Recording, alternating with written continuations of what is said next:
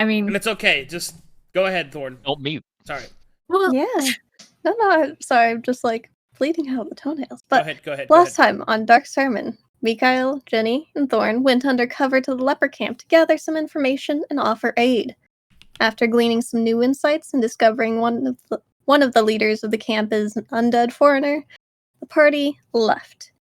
Gideon made his own way to the tavern, all by himself, where he has been swept up under the wing of a Rizlord halfling.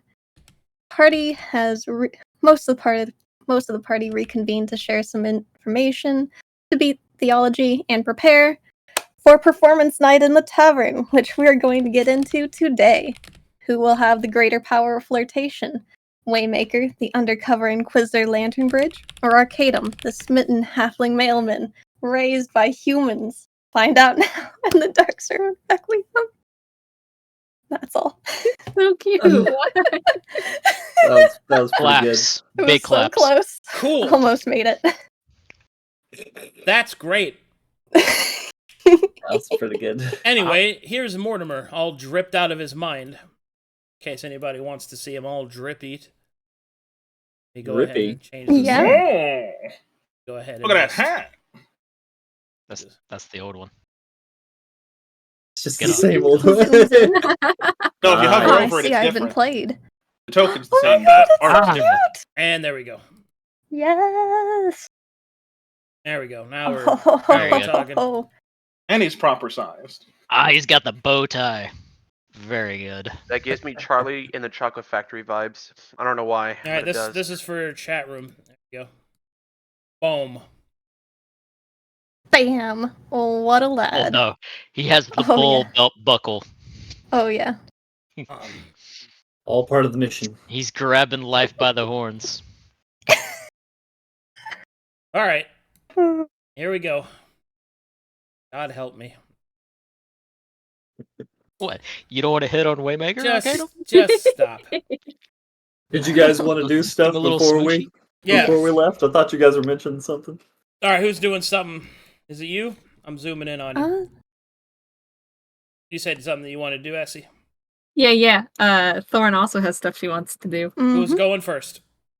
Thorne. All right. Thorne it is.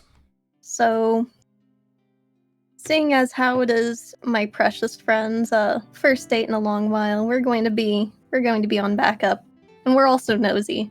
So we're going to get our gas mask and get our cloak and everything, fully equip up an armor, and put on our mask, and we will start our evening as practitioner courts. We will be spending time getting ready for that, and then we will leave it to Fiona. What are you up to? Fiona will apparently not be able to move herself. Oh, there we go. There it is. She'll come in and observe what you're doing. Mythos, will you be joining us tonight? Not this evening, Miss Fiona. I plan on staying back at the estate and working on myself for a bit. I see. I did have something to discuss, though. I was planning on going to the tavern, but then also perhaps running a little further espionage out at the lepers' camp. But before I go, I wanted to bring something to your attention. What is it? Nova, do you mind if we have the room? Of course. Excuse me. We will continue. No one cared Out who I and was peek. until I put on the mask. And Indeed. now I'm more gay than the rest of them. Go ahead. We have removed the blindfold and we have just the full practitioner mask, and we will leave them to it, and we will be Happy Pride sneaking Month, around. Happy Pride Month, by the way. Yes! Thank you. Good. Mythos, this is in a completely unofficial capacity, but as captain, if something were to happen to me while I'm out on one of my escapades in the night, I feel it is important that I have a second chosen in place so that command can continue if I do not return. Now, of course, if I don't return in the morning, don't worry too much. There are reasons that could detain me, and I might be able to still make it back. There may be reasons why I could not leave until the morning. But if I'm not back by lunch, I think you would be a good second. Are you willing to take command if, for some reason, I should not return? Are you sure it should be me? Well, think of it through my eyes. Genevieve is too headstrong and too impulsive. Gideon and dear sweet Thorne, they both have doubts currently, and Mikael has proven himself to be no longer trustworthy. You are all that's left. I see. Well, I'll puff up his chest just a bit. It would be very unfortunate if something did happen to you, but if it did come to that, then I will take lead in your stead and try to get this crew on proper bearings. Of course, and complete the mission. Now, of course, I don't expect this to happen. I'm very good at my job, and there is a reason I am captain, but it's more of a contingency plan. Very well. Well, don't do anything too dangerous if you are going alone, please. Of course, I'll try to keep out of danger. Right. Have a good evening, then. You as well, Miss Fiona.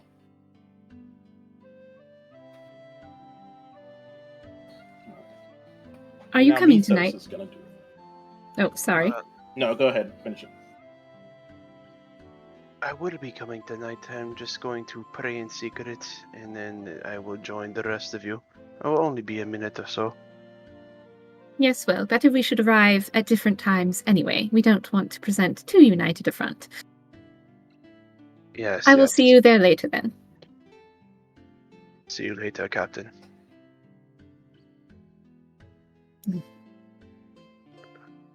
And Mr. Beans will walk into the barracks and take a seat and holds his hands out and begin to pray after what's happened. Oh, Farryn, I come to you again.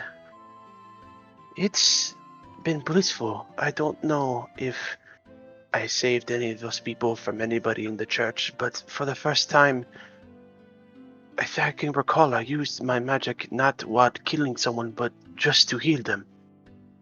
And that is a fantastic feeling.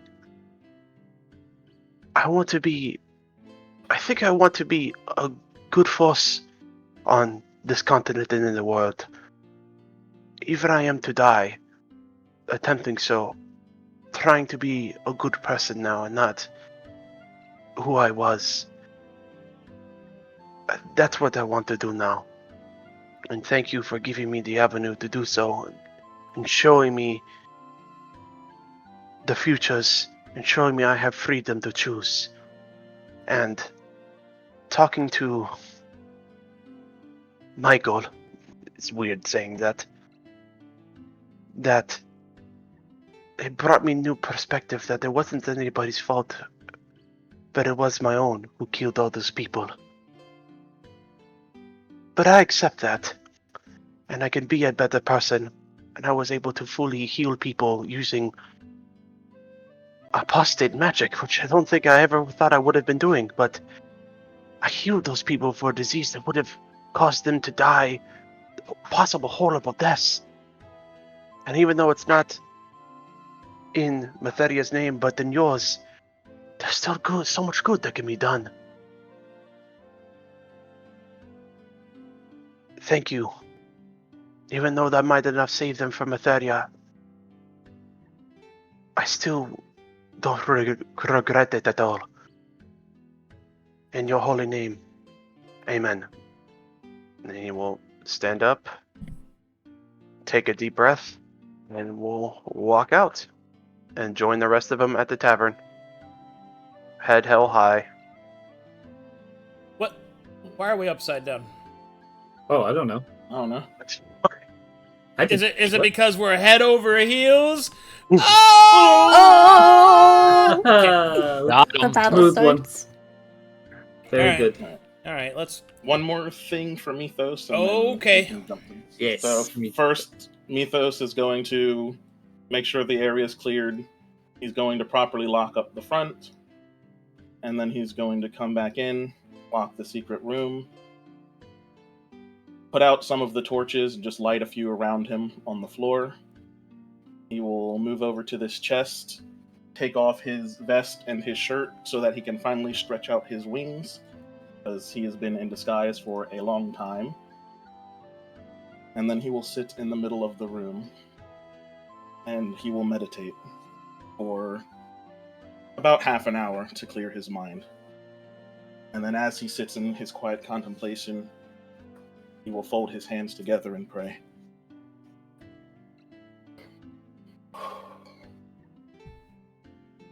In this hour of dusk, I come before you with a heavy heart. The light of faith that once burned brightly across your blessed continent flickers evermore, threatened by the shadows of doubt and despair. Your followers, who once walked steadfastly in your divine radiance, now wander lost in the encroaching darkness. The world feels the weight of this fading light, and we, your truly devoted, grieve the souls that have strayed from your bright and loving path. Mytheria, hear my earnest plea. Grant me the strength to reignite the flame of faith within the hearts of the lost. Illuminate my mind with wisdom and courage, so that I may stand as a beacon of your eternal light, guiding the lost and the weary back to your loving embrace. I beseech you, Mytheria, to shine your grace upon those who have forgotten the warmth of your light.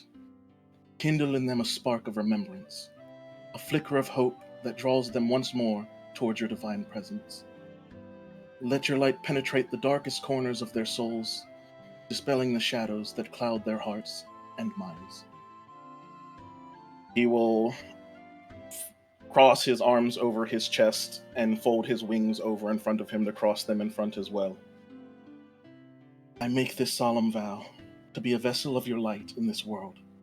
I will carry your message of hope and love to all who have strayed, extended my hand in compassion and understanding. With your guidance, I will help rekindle the faith that has waned, restoring the brilliance of your light across the land. Mytheria, my love, let your radiance shine brightly upon all. Empower me to uplift and inspire, to heal and restore, and to spread your sacred light to every corner of these lands and this world. I shall remain ever faithful to you, and through my devotion, may the light of your love shine ever brighter. In your name I pray. Amen.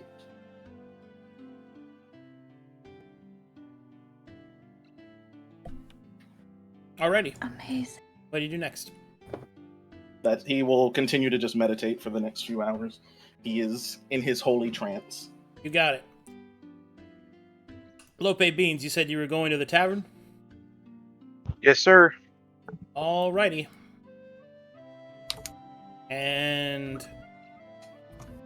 Iona, you going as well? Yes, I'm going. you must gather your party before venturing forth. Yes, my game master. Needs to be gathered. Arcadum, is my crow out here, by the way? Last question. No. Or is he somewhere else? No! My crow! I killed it. No, you, no, Okay. you didn't. You wish you did. though. Everyone's gathered up. Okay, good. We're gathered. Oh boy! How much is ale usually? 2 silver. 2 silver? Okay. Well then, partway through the evening before a lot of people, or before the party gets here, Gideon is getting very drunk for his first time, and loudly goes out the front of the tavern into like the center street and just yells at the top of his lungs, "Free drinks at the tavern!" And then goes back in. All right, hold on. No. We're cockadoodle doing right now. That's what we're doing. Far from done. Oh yeah! Yeah, that's the way. You got it. Let's go back inside and talk to those ladies again. Oh yeah, let's go. Hey, you're looking real beautiful. Stop. That's Yeah, the wrong leg. yeah. That's the best lady. Look at all that hair on her chin. What? Wait. No, wait. They're over there. Hey, Mr. Pop. Drinks are on me tonight, and let's take out his entire coin sack of 249 gold and put it on there. Whoa. All right then. I'll take that. Put that away. Yeah. Hey everyone, free drinks on this one. Hey, hey! And then, almost as if summoned by free alcohol, new travelers will enter the tavern. Oh boy, here I go again. Thank God Gideon isn't a gambling addict. My God. It's a good thing this won't have any looks at camera repercussions. Yeah, he's just a money throwaway guy, not a gambler. Ha! It's a good thing this won't cause any huge problems in any way. I don't know what you mean, Arcadum. But think of all the espionage we could do if everyone's at the tavern. Yeah, and if Then everyone we don't is have to drunk. find them. And when everyone's super, no one will be. Nobody is. Like how everybody quotes that differently. It is, in fact, no one will be. Whoever said that was correct. Okay, nerd. I'm sorry. Oh god, the Disney Queen is You here. gotta quote the Disney movies correctly. Alright, there we go. Yes. Okay, it's so catching strays. so I'm gonna go. Sorry, I'm in a fast mood here. All right, so as you four start walking up, you will see two individuals enter the tavern. They kind of stand out a little bit, as they appear to be children. As these two enter the tavern. Amazing. And they will head in the back. We have summoned every halfling. Farryn And regretting her she's decision. gonna go join her. Okay, here we go. All right, come walk it up. Let's go. Mm-hmm. I'll let you guys go ahead. Fiona's I'm going being led. to hang back. She doesn't want to enter the tavern at the same time as everyone else. There we go. Perfect. Perfect. Mika will not care and just will walk into the bar. Perfect. Hold on. Yeah, go ahead. Now, what is Gideon doing at this moment? Like, what is he doing? He currently downing his probably 5th ale. Hey, Is he Cammy. visibly drunk right now? He's maybe not visibly, but when he stands up and starts walking, you'll probably be able to tell. But hey, hey, Cammy, I got this awesome game that we could play. Yeah? What is it? What kind of game? It's called head jousting. Oh, shit. No, I've heard about this game. No, let's go. Yeah, so all we gotta do is get some helmets. Yeah. And we get like 10 feet apart, and then we run at each other. Why would you use for a helmets? headbutt. Well, I mean, you gotta have some kind of protection. Yeah, I do. It's called my hair. That's my slimmer way. Unconscious. His falls over. Taro, are you okay?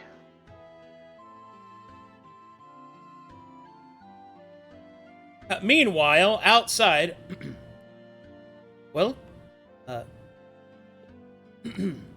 Mortimer, nervous, slightly sweaty, will look over towards Georgie and will say, "Well, Miss Lonely Hill, shall we?"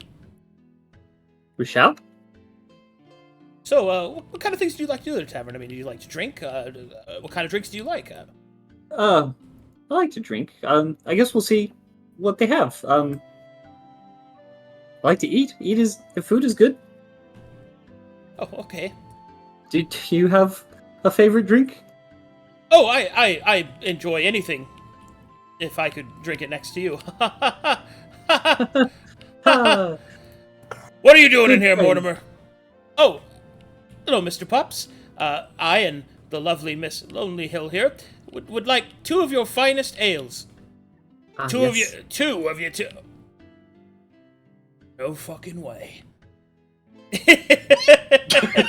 I'll just kind of like throw a little like smile / salute at Mr. Pop. Hey, Mr. Pop. Well, bend me over and braid my ass beard. Would you look at that? I'll be right back. I'll get something real nice for you two. Oh, he's so crass.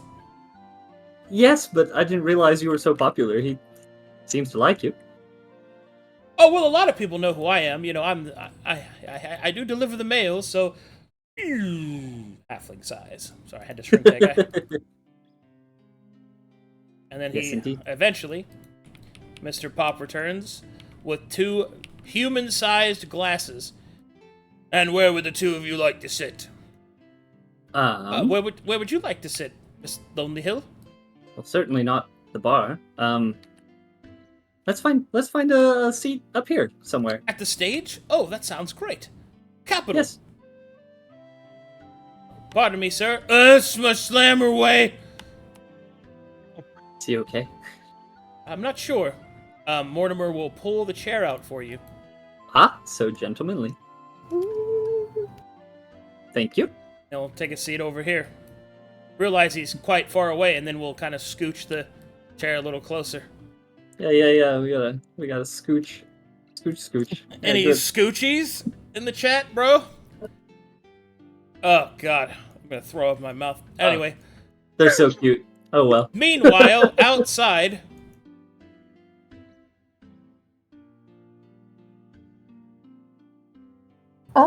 Pardon me? Oh, no, do excuse me. And Fiona will enter the tavern. Mr. Pot will be waddling by with 2 massive glasses. Hey, he'll just kind of kick this halfling under the desk, under the table. Slam way! Slam in! And here you 2 are. Big deal making sorts of pints just for you. Thank you very much. Mortimer will kind of sweat and he'll take a little drink. Oh, that's very good. Big sip. Is it good? It is. It's okay. A halfling didn't make it, so it's missing a lot of pieces. It's dwarven ale, and as with most things dwarven, it's needlessly serious. It's certainly got some alcohol content to it.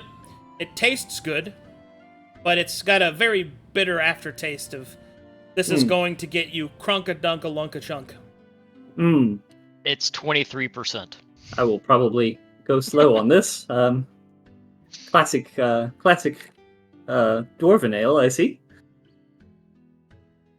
That's right. Mr. Pops is very good. He brews his own, you know. He calls it Golden Barrow, I think. I've always wondered why he didn't go into more of a business for it. He really only sells it here. I think it's good enough that it can be sold to a lot of different people. And you know, there's also a lot of money to be made. Yes, it's good. I'm sure lots of people would like it, and business is a fine endeavor to find yourself in. I guess I'll wish him luck when I walk past him again. Do you, Mortimer? Sorry, pardon. Is there? Do you go by anything besides Mortimer? I know you mentioned that you were human raised.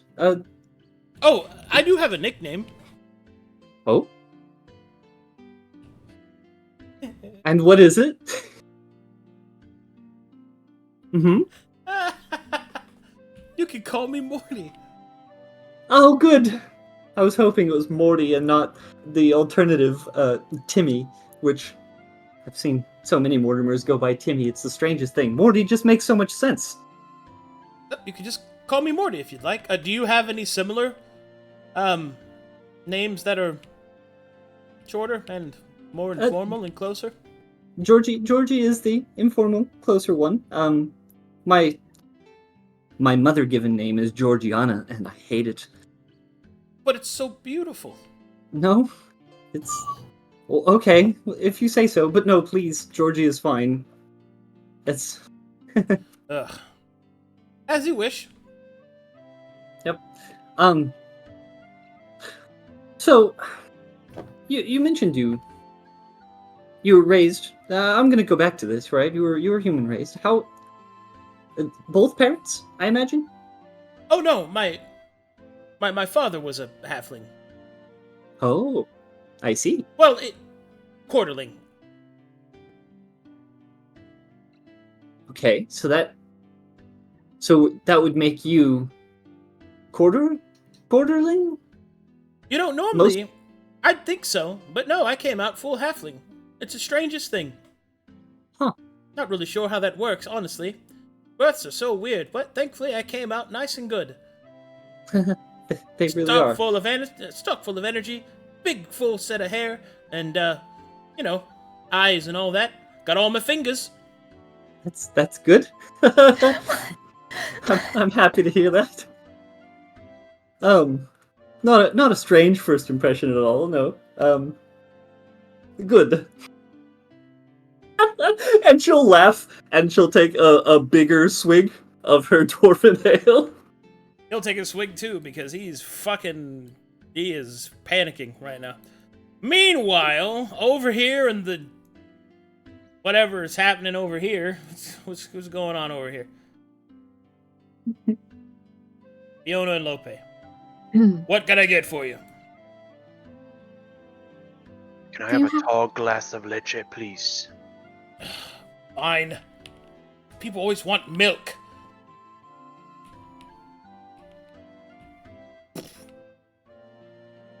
Thank Do you. you happen to have a spiced wine or mulled wine? I think I got elven wine back here somewhere. Let's see. Absinthe. No. Oh, here we go. Wow, it's placed it already. There you are. Thank you. So, what brings you in today? Well, being somewhat new in town, I heard that there was an open stage night, and I thought I would see what the hullabaloo was about. Yep, we do have open stage nights. We've had a lot of comedians lately. Has not gone over very well, I can tell you. Crowd's just angry tonight. I'm not really sure why. But it's an open stage, so if you ever want to take a shot, just feel free to sign up. If not, that's fine too. He's cleaning a glass. Mm-hmm. The crowd angry, so close to the festival. They're just belligerent. It happens. Anytime somebody goes up there, it's always with the comedians. Anytime somebody goes up there and they just don't do very well, well, everybody gets mad about it. I see. Do you have any regular talent? No, we do have a bard that comes through every once in a while, but I don't know, he's been really spotty lately. Well, very good then. I will make myself comfortable, if you don't mind. Aye. And she'll take her wine and find herself a seat in the far corner and observe, like, what's going on with the rest of the patronage. Barkeep, I have a question for you. Go on. What do you have to eat here in this fine establishment? Meat. Fan, what kind of meat do you have? Cooked. Works for me, sir. I would like a healthy serving of that, please. Alright. Cooked meat. He'll come back with some carnitas. Some carnitas? Yeah. He'll pour some spice sauce on it. There you go. Ah, fantastic. Gracias, Here, senor. you use some of this. He'll throw some tortillas out there. Do you know my people's customs? No. That's no good food. Bad enough. Bro's out here just eating 20 tortillas. Crazy. Just the tortillas. Just the Nothing else. tortillas. What is your name, barkeep? Name's Pup. Mr. Pop, if you're being formal. Well, Mr. Pop, my name is Lope Beans. It's a pleasure to meet you. Alright. And he will just chug half his glass of milk and start powering down these fucking tortillas with the carne asadas in it. Okay, I'll go back to cleaning more of the bar while you chow it down. Cabby, are you okay? Taro. Sorry, I think I slammed too hard. It's okay, but question. Yeah. The girl is right beside me. What do I say? Tell her that she has nice chin music. Okay. And he'll just like You got this. lean back up and then like prop his head up on his arm and look at her and just be like, hey, I'm Taro. You got a pretty chin. Now.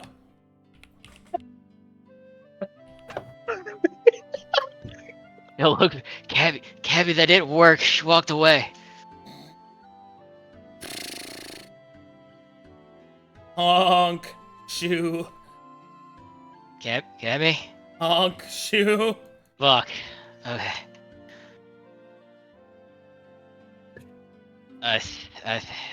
One more drink. Breakdancing. Okay.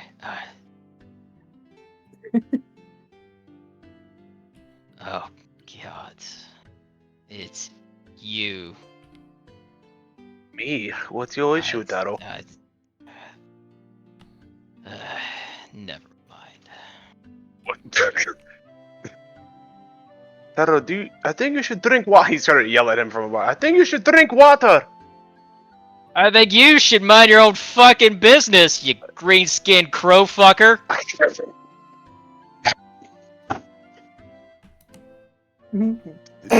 my God. All right, Fiona.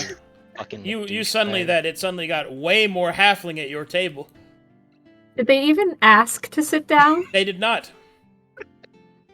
Fiona will stare at them, quite appalled, and get up and walk away and take the seat that was just recently vacated.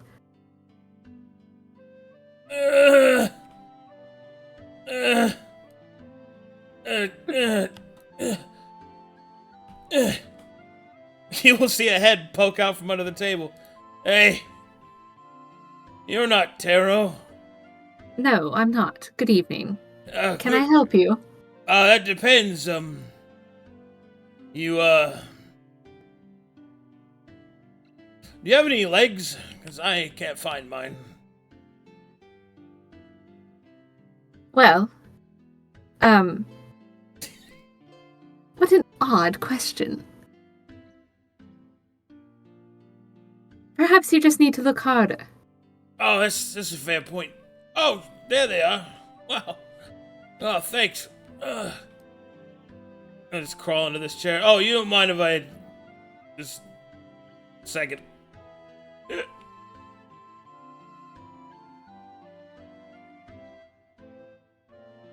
Okay. She'll That's look fine. him up and down, and He'll just crawl away. yes, please. Do you need help, sir? I'm slamming. Alright, and you see these halflings are all gathering for the open stage night. Morty. As you get closer, Taro, you will hear them all excitingly just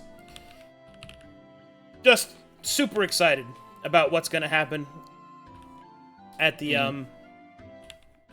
open mic night.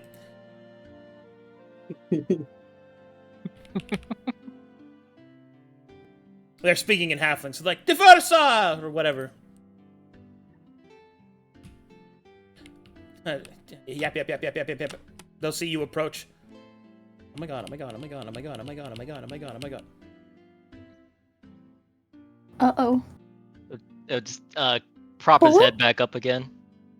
Hey, how you doing?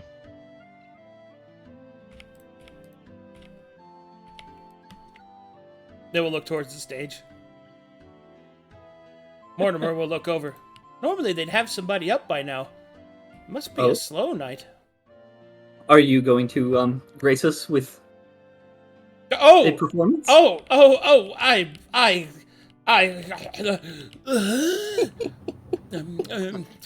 come now, Morty. This is a common halfling thing. I suppose I could. I don't care if you were half or 3/4 human raised. Surely you have like a nice story or a song. Well, okay. I guess I could try something.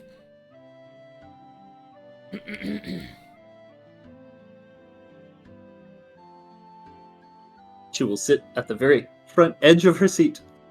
Oh, God. Mortimer will walk up on stage, and as he does so, people in the tavern start clapping, the halfling ladies start clapping. Bob will look over and go, or Pop will look over and go, oh no. And he'll start running towards the stage. Oh, excuse me. All over tripping him. Oh. No, I gotta stop him. Pop, wait. Ah, you fool! I need another ale, Pop. All right, Mortimer will get up front and he will start going. I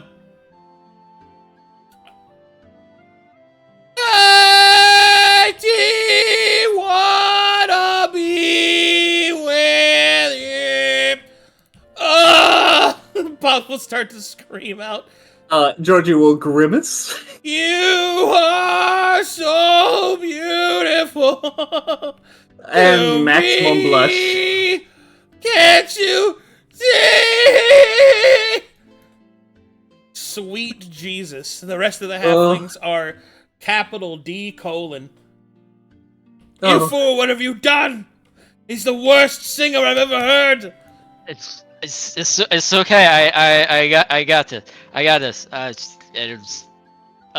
Drunkenly go up the stage, trip, and Is it already not my turn? Oh well, all right then. Clap. Shit. Morty, that was something. Pop will come over. He's getting really all up in your business. Not ever again, you hear me? I'm sorry, sir. No. Oh. So shit. I'm trying to run a business. Alright, the halflings will all look up at you, and Mortimer, finally free from the embarrassment, will kind of scooch in. Oh, this ought to be good. Oh,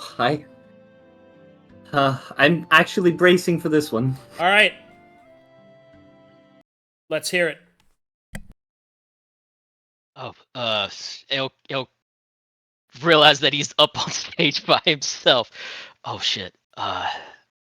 Fuck. Alright. He'll like close his eyes and do like take in a deep breath, try to sober up a little bit. Okay. Alright. I would just like to read a quick poem that I wrote. So here it goes. My only memories are of my family in arms, like candles that give off no warmth, their flickering love covered in the scent of lies. A fog around my mind, my heart seeks to atone. When will I finally pay for my older sister's death? My twin brother, the coward, only forgives himself instead of seeking it from others.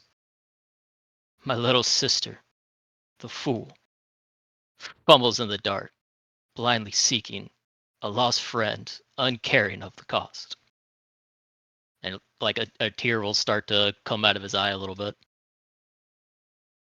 No longer may we bear our burdens in silence. Alone, I shall continue to count the hours.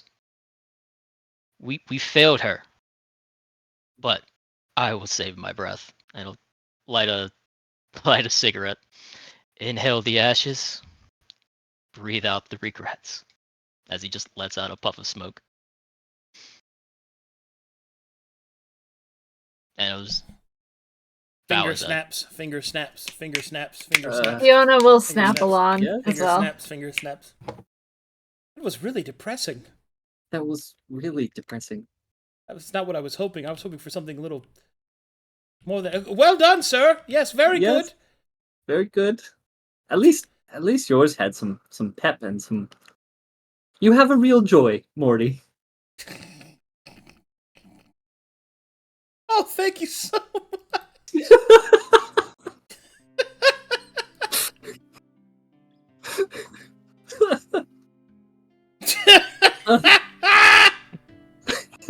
Ah, that's good. Mm. Okay. Would anyone else like to go up on stage? Georgie's looking around, see if anybody else is making any moves in that direction. I would like to go upstairs, as I had snuck by as Pops was running towards the front. You mean up here? Yeah, or Sure. I'm not sure how this exactly goes. Good. Just it goes up here. As you walk in, you will see a more privatized room where this woman is just drinking alone. She'll look up as you enter. Good day. Good day. Is everything alright? Hi, everything's fine. Just lots of drunken men, all that. I can understand. Do you require company or solace? If it be fair dinkum, I'd like to be alone. She will close the door, head back down. So is this not the door for it, or is that something else? Oh, that is the door for it. That is the stairs up. I'm sorry. I got those mixed up. So you can go up the stairs if you'd like. Mm-hmm. Upstairs there is... Do I have an upstairs for this? It's probably just personal rooms. It's just inns. It's just in rooms, so. They're all closed and locked. Damn. I cannot be nosy. Alright, we will return to our nosiness position. Eyes closed. Ears standing out. Alright, well, someone has to get us past that depression. And Jenny will pick up her What? Whoa. carry it as she struts very confidently up the steps, and she will stand here at the center and take we go. a swig of her drink. Here we go. And she'll just stand there, eyes closed, waiting for the crowd to quiet down. They're watching. She will take one quick additional swig of her drink before looking out towards the people, making eye contact with Morty, and give him a little nod. This is a true story. I heard it from my father, who learned it from a famed bard, Vimakar the Chronicler. There was once a very important snake named Nate. He had the most dangerous job in the world: protect a lever that was connected to the center of the world. If the lever were to be pulled, the center of the world would be unraveled, and all of Verum would collapse upon itself. And she'll sweep her arms wide, spilling a little bit of her drink, taking another sip. Now this lever, it was located beside the highway in the empty lands between Dukeport and the Lonely Inn, in the middle of nowhere. If you've been there, you'll know there's nothing for miles. Across the highway, on the other side, there was a simple inn belonging to a halfling family. Though it was in the empty wilderness, the inn saw somewhat regular business from passing caravans. Now Nate the snake had trouble finding food because, he was in the middle of the wilderness and could not freely hunt for himself as he needed to focus on his task. So whenever the restaurant wasn't busy, he would go in and eat. He'd sit in the corner booth that had a window with a perfect view, so the lever could always be watched, and he could always make sure that no one would accidentally bump into it or pull it. One day, when Nate was eating at the restaurant, a merchant walked in. He saw Nate and was startled as to how bizarre it was to see a snake eating at a table, even though as if it was a person.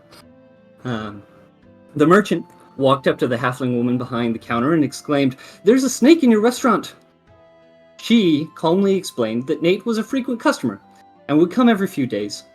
She would not have him thrown out, as the snake was a more valuable customer than the merchant was. Well, the merchant was surprised, but he hid his fear and let curiosity take over him, and went to sit at Nate's booth. Nate greeted him, started asking him questions about who he was and what he did for a living, and about many other things that a snake would apparently be interested in. And then, after a while, Nate started talking about his own stressful life and how many different times people have not believed him and tried to pull the lever, and when people have carelessly bumped into it and other such things. The man, though seeming to pay attention, did not hear anything that Nate was actually saying, just that he was speaking, just his voice. And he said excitedly, "You're a snake, and snakes don't talk. But with your talent, you could be famous." Nate shook his head and said, "I have to protect the lever." She'll take a deep sip of her drink, a little more of a chug. Okay, say, they went on like this for quite some more time, with the merchant begging the snake to let him make Nate famous. And eventually, upon promise from the merchant that he would stay behind and watch the lever in his stead, Nate caved. The merchant arranged Nate with a famous elven bard who took him to Dukeport. Nate and the bard began to make an incredible amount of gold. Nate, the talking snake, was the talk of the town. Everyone wanted to see him, listen to him, ask questions, and learn a snake's perspective on all manner of things. The people of Dukeport couldn't stop talking about him. Even nobles from Isola and Demon's Deep came to see the wonder that was this talking snake. For weeks, Nate's days, and even some nights, were filled with activity, interviews, shows. Some believed that maybe Nate was an omen. Others, Mytherian priests, believed him to be the work of an apostate, and denied Nate as anything more than a trick or an abomination. As Nate gathered more attention, much of it became more and more dangerous in nature. Due to suddenly increased negative views of the people, his popularity rapidly decreased, and one day, the bard who accompanied Nate decided to quit. Nate was not upset about this, as the elven bard had no understanding of what good food was, and kept him fed with rats. Nate longed for the fine halfling cuisine of the old inn on the highway. He was also excited about going home to the lever. Nate rejoiced to say, "I can finally return to the lever and do what I was meant to do." Much of his travel home was filled with self-beratement for having forsaken his duty to protect the lever. As Nate finally made it back to the wilderness he called home, he was relieved to find the lever undisturbed. The merchant, however, was distinctly absent. He should have known. He never should have left. But it was a true relief that everything was still as it should be. He was starving from his journey, however, and after having lived on halfling food for so long, the rats of Dukeport were terrible, and he never really ate more than he needed to. So he went into the halfling inn and ate and ate and ate and ate until he was fat. Once he was satisfied, Nate began to cross the highway back to the lever. But as he was doing so, a carriage came flying down the road. The carriage driver had been in this area before and knew about the lever. Upon seeing the fat serpent crossing the road, he panicked. He didn't want to swerve, miss Nate, and hit the lever, but he also didn't want to hit Nate. Nate tried to hurry, but he had eaten so much and gotten so fat that he couldn't move quickly enough. The carriage driver was going far too fast to stop, so he inhaled deeply and, wincing, ran over the snake, killing poor Nate. And she will finish off her drink. As the carriage driver continued to drive down the road, tears in his eyes, he could be heard muttering under his breath, "Better Nate than lever. Better Nate than lever." Ginny will take a deep bow, and with a grin from ear to ear like that of someone who just succeeded in a masterful prank, she will flourish and then make a big, big grin towards Mortimer and give him a wink. All the halflings will clap, as that was a wonderfully well-told joke. Mr. Pop looks like he's going to have a fucking aneurysm. Excuse me, I don't get Mr. it. Pop. I do believe yes. after a story like that, I need more wine. Very well. She's gonna walk up to Mortimer and set her empty mug down on the table, and she will reach a hand out to Mortimer. Oh?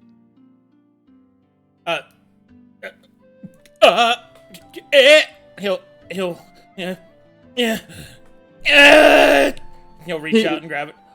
She is also extremely shaking, like vibrating in the bones. That was super funny. Thanks. My dad's actually better at telling it. Oh man, that was really good. Uh-oh. The halflings approach. Uh-oh. Looks like we have company. Just want to say, really well done. Indeed. Oh, I haven't heard a classic pun story told in quite some time. I think you did a really good job. Thank you.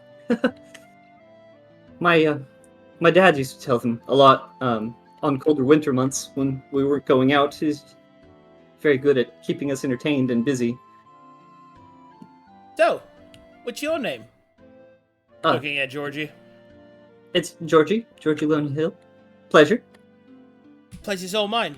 Name's Molly. These two are my old friends, Screamy Daniels and Sho? I can never say your name. It's Zao. Zao? X. This is X. Please do not call me that. Anyway, I just wanted to say, well done. I haven't heard anything that funny coming out of this place since the last time Pops tried to do barleyless ale. It was not very good. Oh no, that sounds terrible. It gave me the runs. I ruined several outfits. That's really unfortunate. Morty, do you know these ladies? I don't. Pardon me, ma'ams. I'm super grateful that you enjoyed her story, but we're kind of on a date, so. Oh, we're getting in your way, huh? Trying to hide the snake. Yeah, I get you. Come on, ladies. Let's leave these two to their drivel. Ginny will blush if you don't mind. Thank you. And these two will mean girl walk over here. And I will wave my empty mug of ale in the air. Mr. Pops, can I get a refill, please? Alright, let's go refill this nonsense. Oh, you finished that large person drink. Well, look at that. Here, have some more. Yep, I'm gonna need another. Now look at Mortimer. No fucking way. That's wild. I can't believe it's crazy that happened. He'll grumble off by himself. Well, I was expecting there to be more of an entertainment tonight. I'm sorry. I was really hoping there'd be more. It doesn't look like anyone else is gonna go up. Well, that's fine. If others do come, they'll be nice to watch, but really, I did want to spend the evening with you, and if talk with each other is all we'll get, then so be it. Sir, no one wants to head joust. You're insane. Well, I was staring at DM for no entertainment. Wow. Fiona's rather upset. Is there no one of culture in the tavern tonight? Well, I don't know. Stares at Essy. As it just so happens, someone walks through the door. Mr. Pop, whenever you have a second and he will finish his milk, I would like another one of these. And the meal was fantastic, and it will slide the plate back over.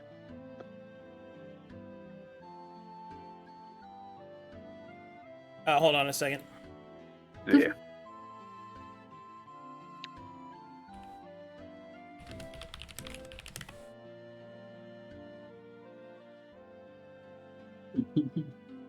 Dun, dun, dun.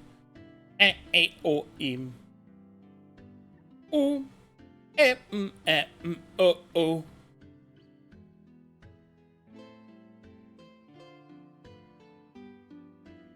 All right. One moment, please. Too bad Cammy's missing all of the halfling. all the stories and such. halfling themed entertainment. Yeah. And Poor Cammy's Cammy. passed out on the bar, bro. Get the bouncers, get them out. We pre-gamed pretty hard before y'all showed up.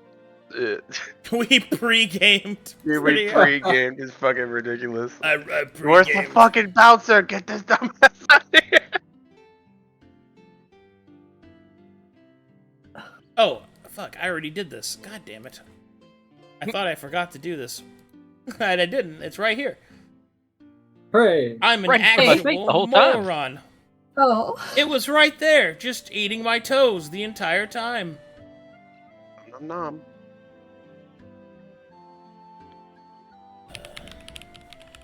But the name isn't. Just give me 2 seconds.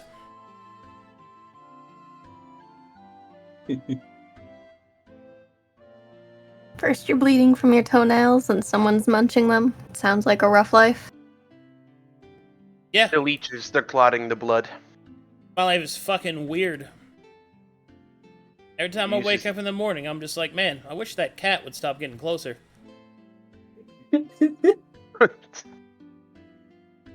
See? Slightly closer every day, Every day just gets a little bit closer. like the snail. Doesn't really do anything, but it just kind of gets closer. I don't like that. Better late than never. If you were watching from stage at the punchline, like you noticed that she took a sip when you mentioned the elven food and the slur there. But as you go for the punchline, better Nate than lever, you see Fiona visibly shudder and go get a refill on her drink. I definitely Oh my grinned. fucking god. No snaps or claps for you. No. No snaps I- or claps. I just found the French toast moonshine. Let's fucking go. A French toast what? What? You broke up there. Oh, I think he said, Moonshine. yeah. Moonshine. Oh no, is French toast moonshine a thing? Yes, and it's delicious. Essy, I have a new budgetary need. I have a new budgetary. Alright. And the doors open, and you see this guy enter. Okay.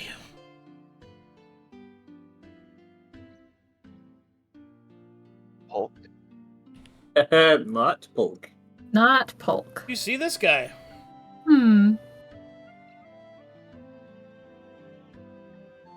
Belt over his beard. That's crazy. Yeah, his belt buckle over his beard. Isn't that awesome? Tolkien instilled in me a deep love for belted beards. That's just the way it is. Alright, as he walks in, Mr. Pop will call out, "Oh, thank goodness you're here, Moses. We need a real story." Excuse me. As you wish, Mr. Pop. I'll get straight to it. Alright, ladies and gents, now you're gonna get yourselves a real story. My man's dripped out. He's got the Oh, bejeweled beard. sorry, I accidentally grabbed Jenny. There you go. Wow. What kind I'm of on a dwarf does date. get an ale first? Crazy. Oh, this ought to be good. Okay.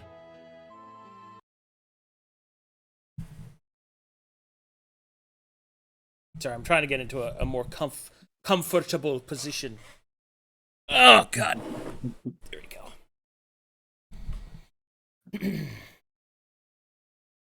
Alright, as the dwarf gets up on stage, you'll notice that many of the people seem to quiet down. You'll see this person kind of peek out and quickly run. Oh, can I take this seat? Oh, of course. Main attractions here. Oh my god, halfling girls? Halfling girls! Okay. Main attraction. Morty, do you know this man? Oh yeah, his name's Moses. He's a famous storyteller, he is. At least that's what he keeps telling us. He's Ooh. really good at it. Well, then I anticipate something great. Ugh. Okay. Here we go.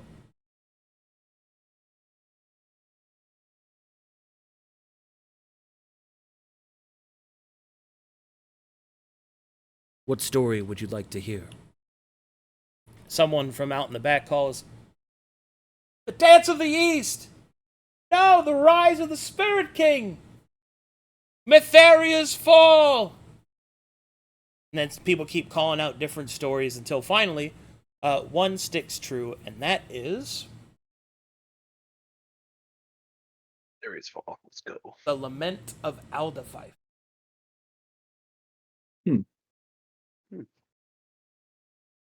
That's a good story. We haven't heard it in a while. Gather round and listen to this tale.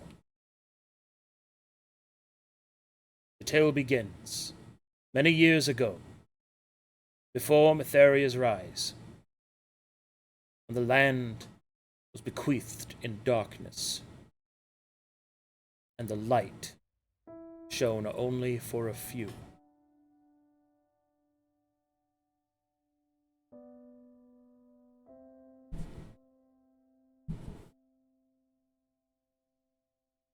It was a grey morning when Thaniel woke. He looked out upon his veranda and saw that his father's men had gathered for the coronation. It was here, in this moment, that his father would ascend to the kingdom of Aldafife, to take the Barrow crown, and to rule the East. Thalion was excited and fearful, for he knew that once his father ascended the throne, he would be next in line. And indeed, that once he became next in line, that the burden of leadership may yet fall upon him. He rose from his bed, quickened his preparations for the morning, and made his way down to his father's estate.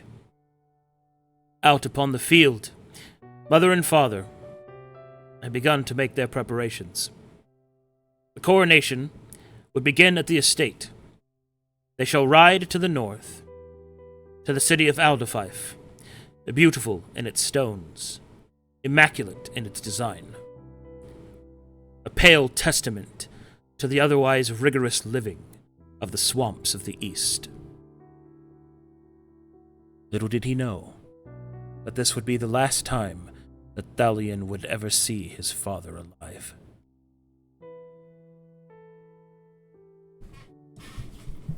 Four days pass.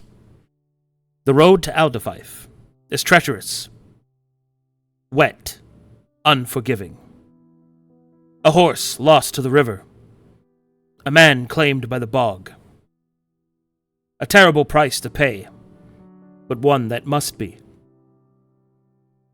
For when the coronation finally arrived, despite the harshness of their journey, there was joy, vigor, and love.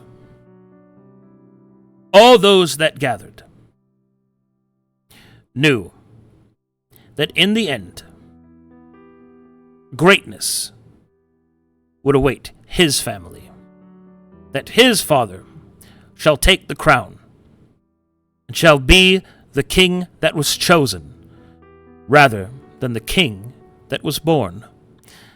So it is in the ancient laws of Aldafife, that should no heir be available, a king might be chosen amongst the nobility, and chosen they were.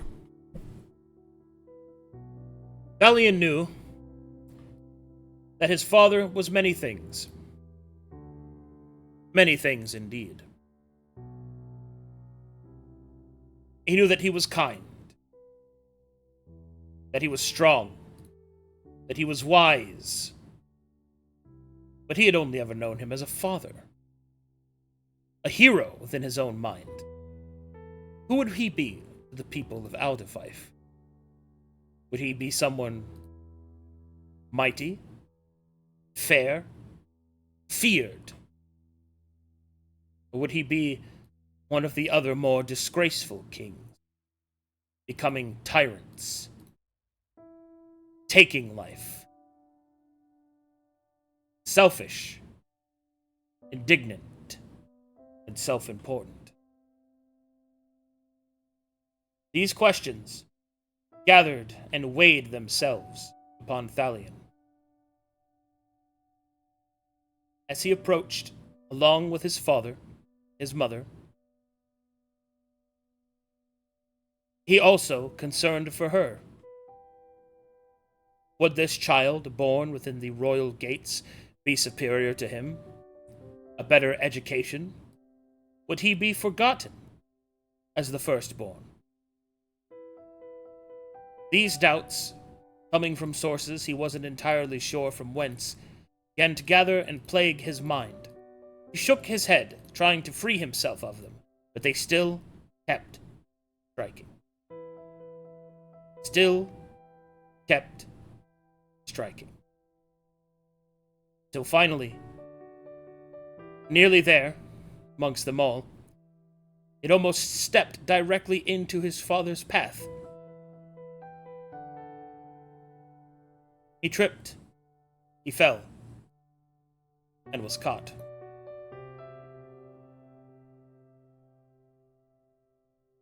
As he was lifted up, gazing into his father's eyes, he saw there the kindness, true kindness, the kind that would defend the weak, uphold the righteous, protect those that could not protect themselves. It was here that all his doubt faded. It was there that he knew one singular truth. That whatever man his father was to him, he would be an even better one to the people of Alderfife. As he took his father's hand and he was lifted up from the ground, he felt then and there the truest form of pride to be a part of the True Heart family. It is there our story takes a most indicative turn. For you see, as they ascended, as the coronation began, there were those in the shadows who watched and waited, whispered and plotted. Thalion knew that there was something terrible amiss, something awful. For as the crown was placed upon his father's head, the king that was chosen,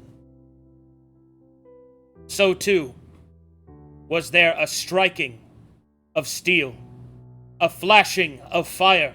Death had come to this otherwise holy day. It was there that Thalion felt the blade pierce his heart. Blood seeped from the steel that now punctured his chest. He felt forward, his eyes glaring and blinked. He gazed through them. Upon the other side, his mother, her hand reaching out towards him. Blood conjoined them together as she held her stomach, where his sibling yet awaited to enter the world. And there it was. His father stood, fighting foe to and fro. The battle ended. The assassination failed. But still, his father wept. The barrow crown lying at his feet next to him as he held his mother and himself. Mother had long passed. He looked instead upon Thalion, his eyes burning with regret, with anger and sorrow. Thalion was young. He knew not the words to say perhaps what he meant, but it is said by the scholars, by the bards of all, that Thalion spoke these few words: "Stay true to yourself, Blame not the actions of few. Hold fast, and be the king you were meant to be. As Thalion slipped this mortal coil, it is said, Aelin Trueheart lifted his son and wife, his family, slaughtered, rushed them to the Hospitaler's side. And there, in the scholar's whispers, it is said that somehow a child survived. However, fearing persecution, Aelin saw the child disappeared, unspoken of, hidden away, so that more of his family may not be threatened by the political aspirations of those that would take the Barrow crown. And so he ruled until the day of his fall, when all fell before Mytheria's banner. It is to this day that we keep to the festival a remembrance of the crowning of the king that was chosen, of the lesson of Thalion's death, and the words spoken from son to father. It is why we in the East, in Aldafife, hold truth to these words, and know that one day, king will be chosen once more. With that, the bard will give a deep bow as his story has reached its end. Georgia will Fiona will snap. chug her Snap, drink. Snap. Clap, clap. That was really good.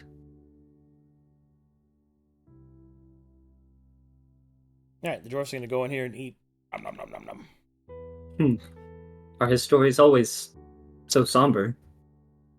He tells many stories, but he likes to tell stories of history.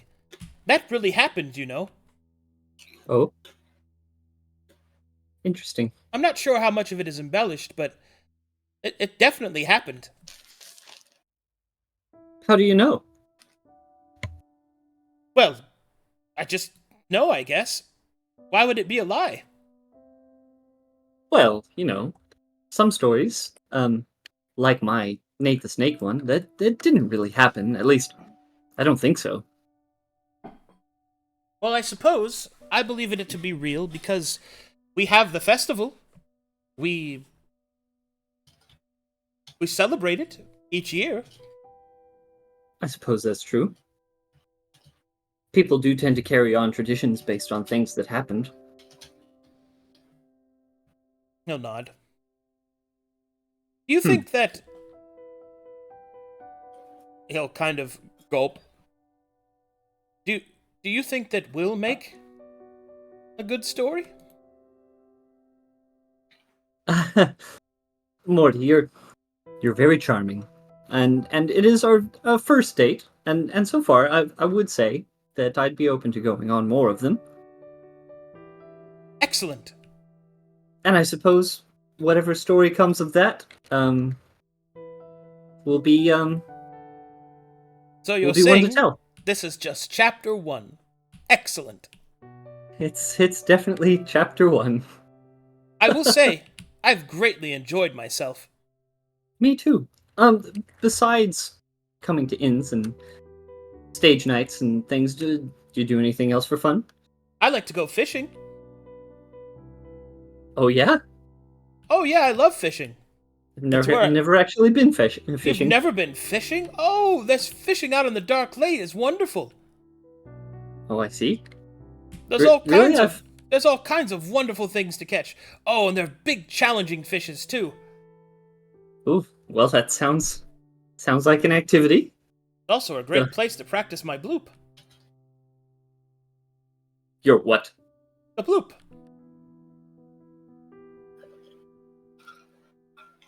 You're gonna have to explain more with your words, as she'll just kind of sit up on the edge of the table here. What is this bloop that you speak of? Well, you see, it's supposedly a story I heard from the nobles in the Pale City. Ha ha ha! You don't say. Yeah. You're not telling it on stage. Oh no, Like a champion? I couldn't. Ah, big shame.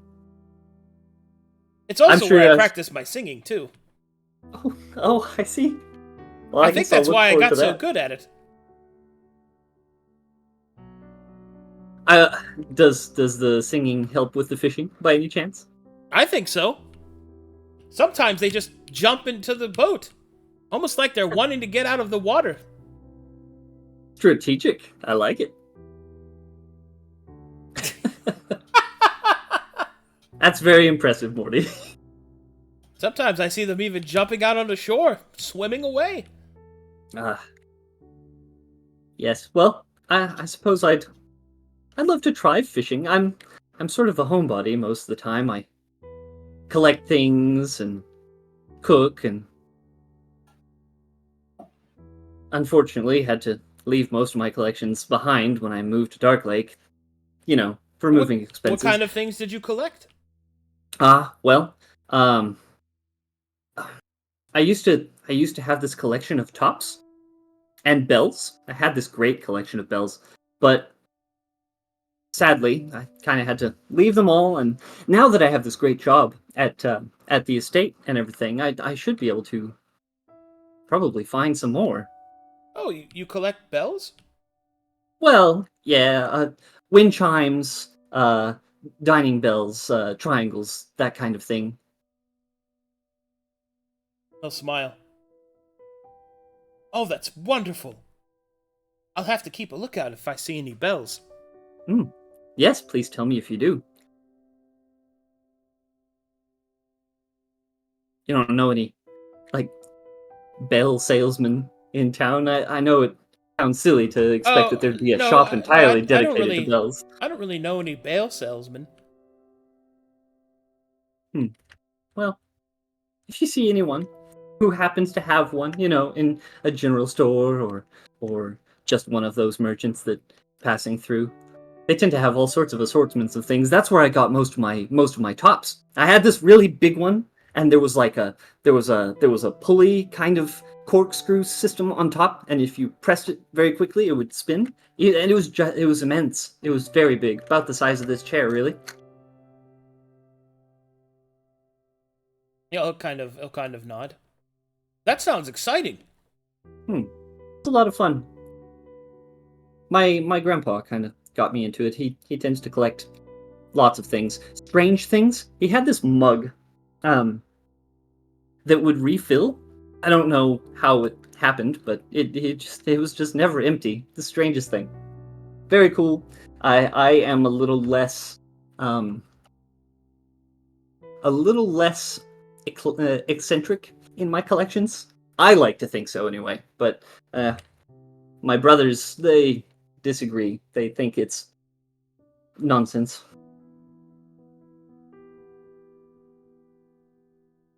You don't think it's stupid to collect bells, do you? Of course not. Oh, good. I think it's wonderful. Imagine all the different sounds they make. Why, Yes. you could set them all off and it sounds like you're accompanied by a whole orchestra. True. It's true. And if you hand several, to friends, and you could actually have a bell orchestra. I actually had part of my collection was a collection of 12 bells, and they had numbers, and somebody could be the conductor in the middle of the circle and point at the people who had the numbered bells, and they would be playing a song. It's very fun.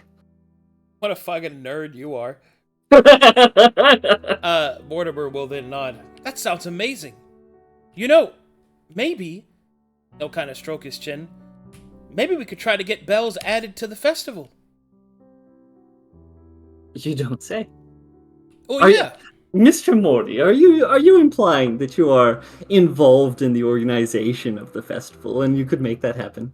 Well, I'm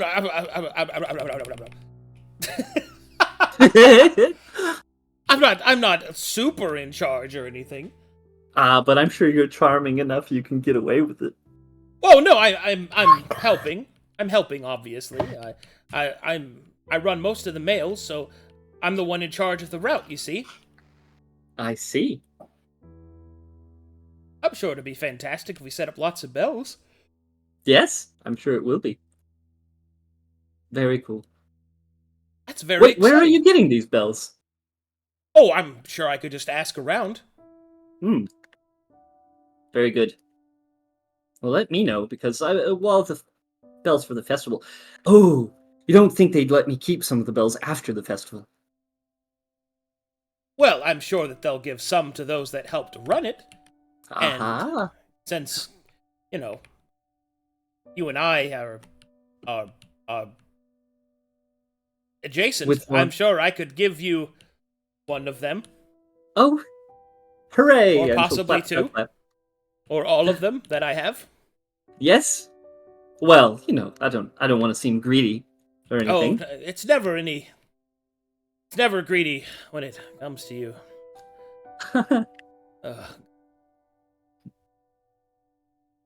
Morty. Yes. I hate to presume that I've been so lucky as to be the first person you've gone on a date with. Am I? What? Why would you assume that? Well, you're just very charming, Make an insight check.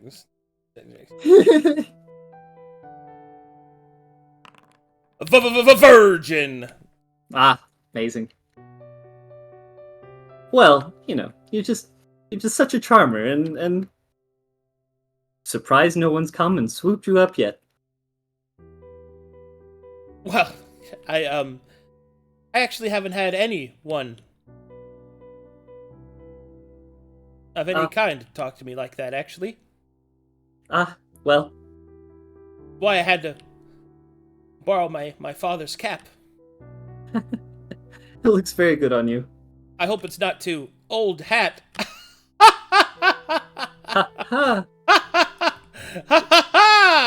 Oh, we'll work on it. And she'll do a pat on his hat. Oh my fucking god, please. Put me out of my misery. No. Keep on going. It's very good. Well, suppose it's not too different from myself. This is only my second relationship, if we're calling it that. I mean, is that what we're supposed to do? I mean, that's fine. I'm going to do that. I'm going to see you again. Yeah, definitely. Yeah. Oh, well, I'd love to, and helping with the festival and everything. That would be. This lady will lean over to Fiona. I think he's blowing it. What do you think? Oh, I don't know. He might have a chance. So, I got a question. You ever been with a halfling before? I'm sorry. Do I look like the type of person who would have been? I don't know. It's just a simple question. You can say no. No. Well, you see, here's my conundrum, right? So, they're small, right? And it's like, how does that even work? I mean, they're like they're so small. Like, what are you supposed to do with that? Are you trying to inform me that there's a halfling you're interested in? Oh, no. I was just wondering what these two are gonna actually do. Let's say this fella in the hat pulls it off, right? Like, do they go in like a hole or something?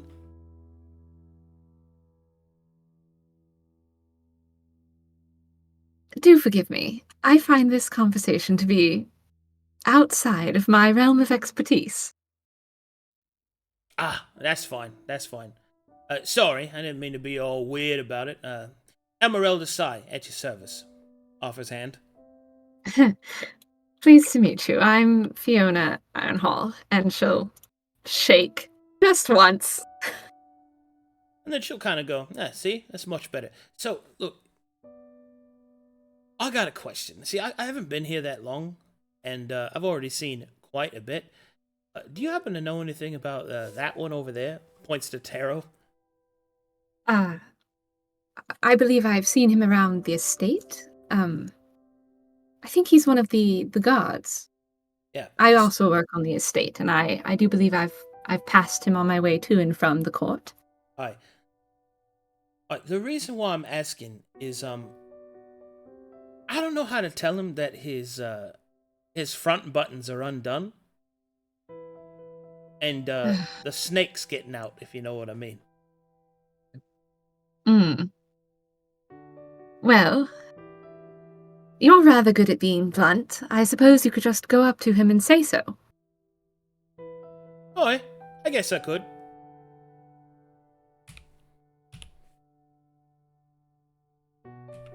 Wait, where is Taro? He's down here AFK. He's hiding AFK. Okay.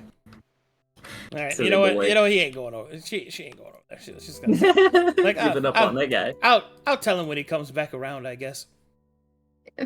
Sounds like a plan.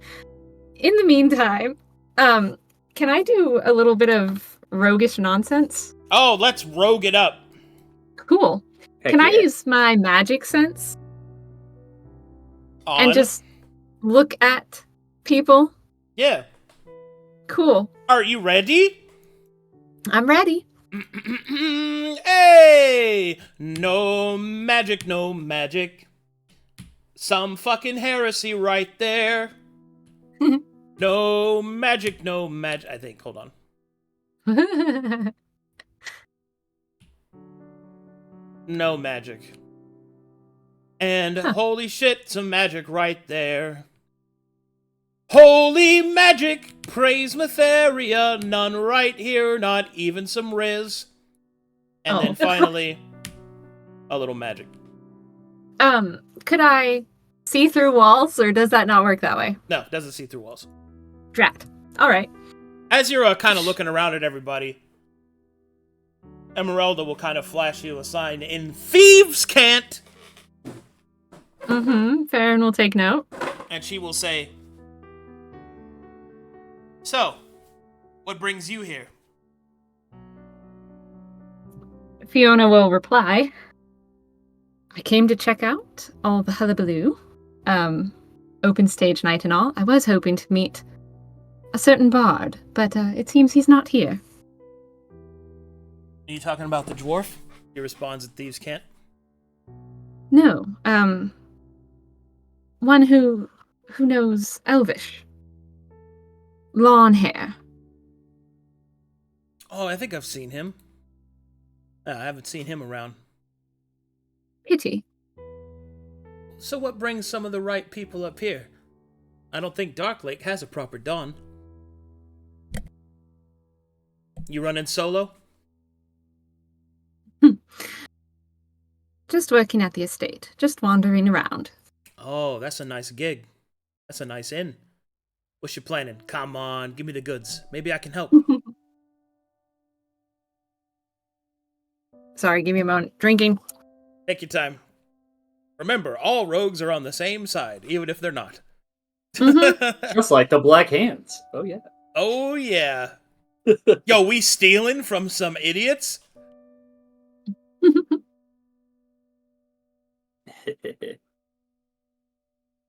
I don't have an inn as of yet. I was just trying to, get situated before I planned anything. Better to scope these things out, no?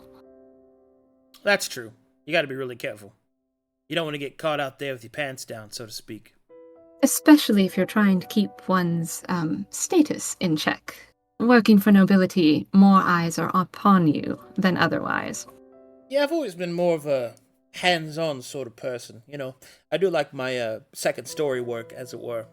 But, no, I guess there's something to be said for being silver-tongued. I do got a question, though, if you don't mind. One right person to another.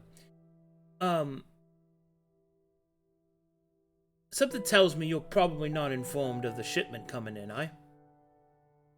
Have you heard anything about it? It depends. I was at the dock recently. Well... Is it the same shipment? Well, I can let you know this much.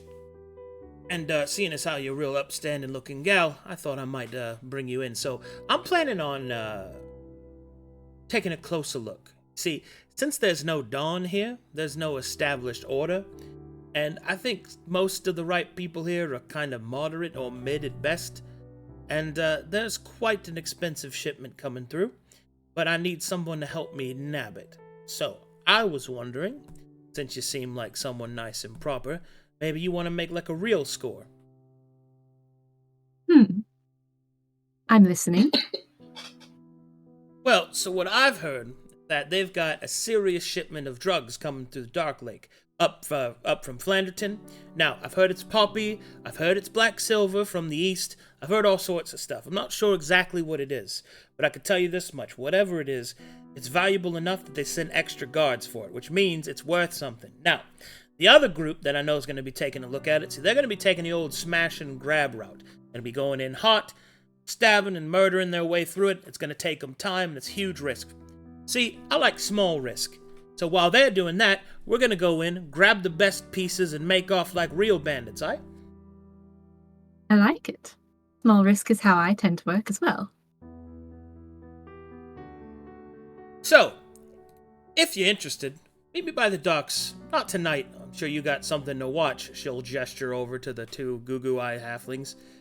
But when you got Fiona will wink. But then she'll say, how about tomorrow night? That sound good? Yes. And in the future, if you're in town still, and I finally figure out what I plan to do with the estate, I will, cut you in. Well then, she'll spit on her hand. That's the deal. Farryn will copy the gesture and shake. All right, now if you excuse me, I'm gonna get out of here before they start, I don't know, kissing and like that like halflings, but I don't know. I'm not going to jail.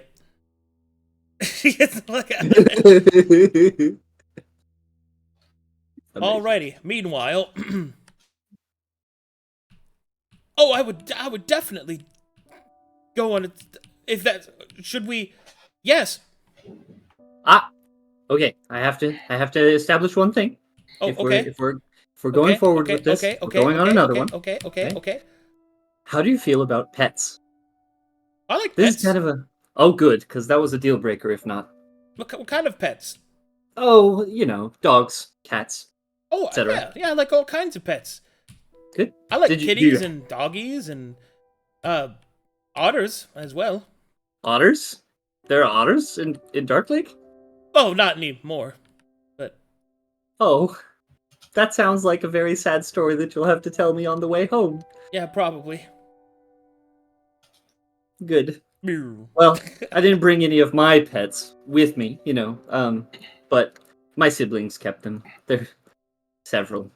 3 dogs, 2 cats. My youngest brother has a bird. A bird? What kind of bird? I couldn't tell you.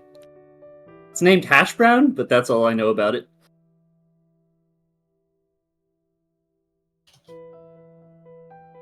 Anyway. Fucking halfling name. You should hear the other ones, Caped. Yes, Hash Brown. I know that halfling. Anyway, Yeah. Mortimer will give some nods, and then he'll say, well, I love animals. Oh, good. Well, I was just making sure, because if we were going on more dates, I'm gonna lay out the couple of things that make me nervous.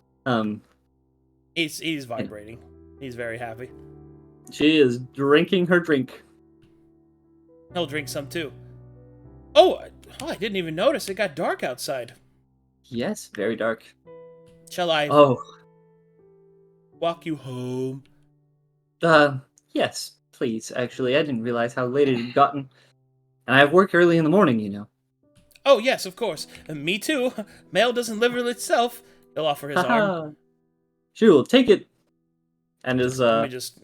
Yeah. There we go. Make us extra cute. Good. There we go. Good. Alright, home we go. Sometimes when we touch, the honesty's too much. That I haven't closed my eyes, and blah, blah. Okay, please, dear God, someone else do something.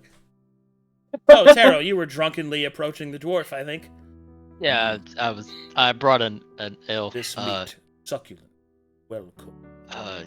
Excuse me, sir. Yes, how may I help you? offers him ale. I was just gonna bring you this. I'm sure your mouth is Oh, parched after that. thank you. That is good Beautiful to receive story. gifts. Is that story true? Yes. I suppose there is slight embellishment. No one knows truly what Thalion was thinking. But yes, it is true for the factual bits that are relevant to history. Huh.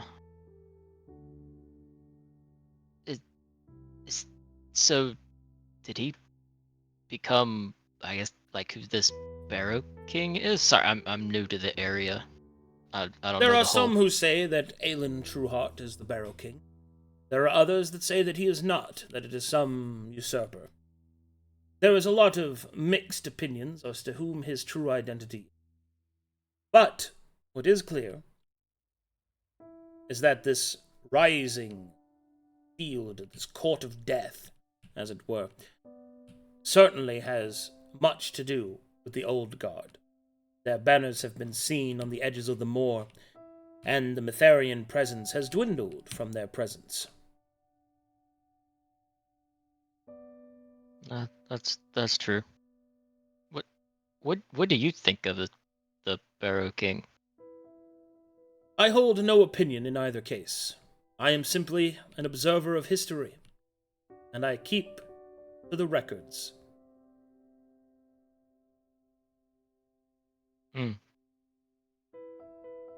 Understandably so. Well, drinks are on me tonight, so have your fill. Thank you very much. I'll sort away and walk back towards the bar. You'll never know the truth.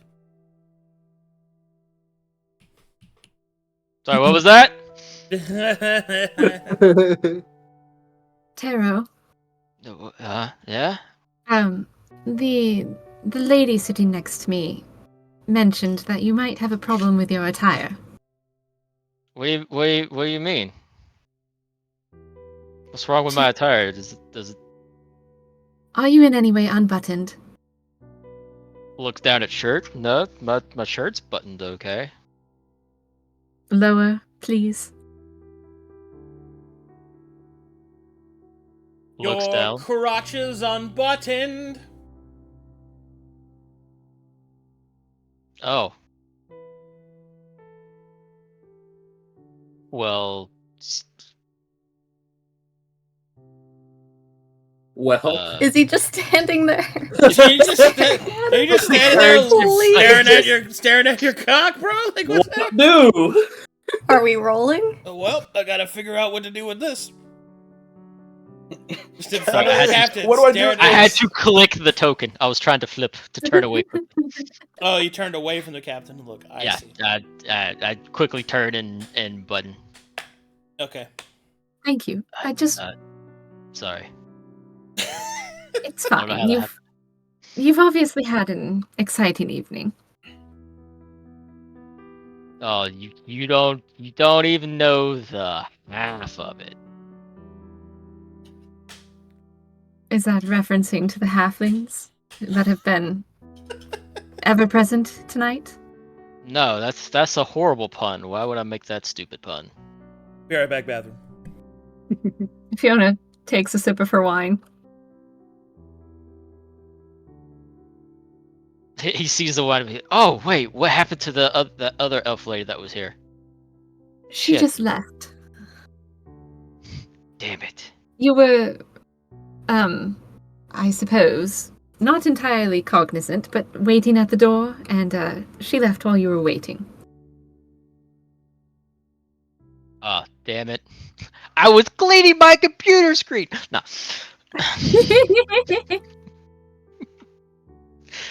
She couldn't handle halfling love. Well. Oh well, it was. She wasn't the girl in my dreams anyway, so it doesn't really matter. Very well. Did you? Sorry, Yes. go ahead. No, after you. I was gonna say, did you want to do some head jousting? It's pretty fun. I have never heard of that. Oh, it's all the rage. See, what you do is that you put on a helmet, and then you Mm. both get like 10 feet apart, and then you charge at each other, and then headbutt. And then the one that like for every like few like 5 feet or so, that you knock the other person back, you gain a point. And if you knock them out, you get 2 points. Aha. And then after 3 rounds, whoever had the most points wins.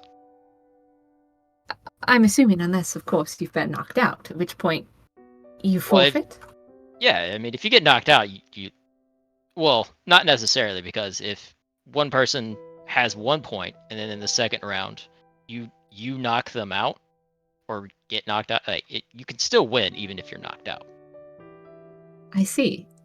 I don't think that particular form of entertainment is up my alley either. Well, what do you like to do for fun? I like to craft, I suppose. Oh, Embroidery, knitting, a little bit of metalworking. Not like smith's stew or anything, but small amounts of jewelry. oh, what? Oh, move over to the chair. What kind of things have you made? She points at her earrings. Oh, you made those? They're really, really pretty. They're not good enough to sell. I'm no craftsman, but thank you. I would disagree. I'm sure a lot of ladies would buy those. I suppose.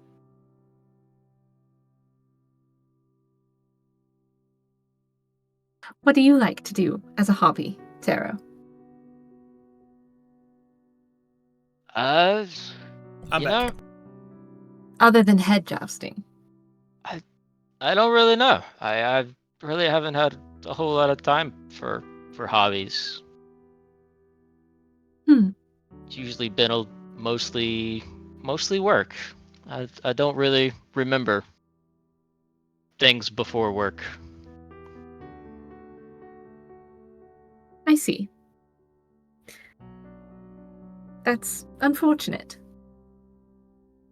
Well, I had to learn a lot, so not a whole lot of time. Of course, but I still assume it makes life rather lackluster. I mean, it depends on your job. If you enjoy your job, then are you really working? I suppose that's true. And, are you enjoying your job currently? Working at the estate? He'll loudly say, "Hell no! It's boring at the fucking estate. Just standing there doing absolutely nothing except watching people walk in and out of a single door.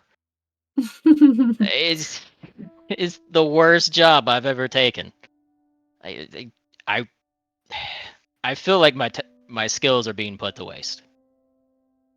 Like I want to actually contribute, do something meaningful." Well, give it time. Perhaps Lord Ponka will notice your talents and assign you better positions in the future. Well, unless he plans on going to war, that's probably not gonna happen. Ah. I see. In all this time, Fiona is slowly sipping her wine, trying to wait for the dwarf to leave. If he's not going to leave soon, though, she'll leave. No, he's leaving. Yay. Gets a snack, and he's just like, As he "Hi." walks past, she'd like to magic sense him. Yep. Yes, Have a magic? good night, Moses. Yes, magic. Okay, I have a question for flavor text wise, right? Yep. So, when I look at people, I'm assuming that this is just in my head flavor text, that the different types of exposure come with different Flavors? colors or Yeah. shapes of light, you know? Yeah. So, like, hallowed would look different from, I just lost what the other Axiomatic? 3. Yeah. So, what type does he have? Can I tell the difference?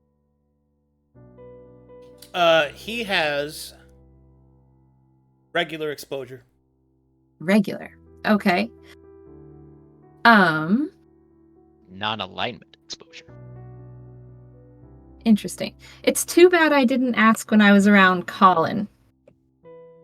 Because I'd like to see in the future if exposure looks different if it's been eaten by a risen, and that's using meta, I know, but... Okay, cool. Regular exposure it is. Thank you. No problem. I'm a dwarf. Dwarf. Goodbye, dwarf. Okay. Why were you staring at Moses? I was rather intrigued by the jewelry on his beard.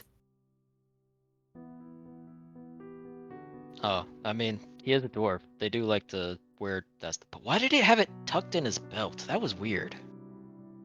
I presume for the same reason I tie my hair in ribbons. Probably to keep it out of the way. Mind your business, Gideon. I mean, I guess, but then you don't have food for later. What? You're a very interesting fellow.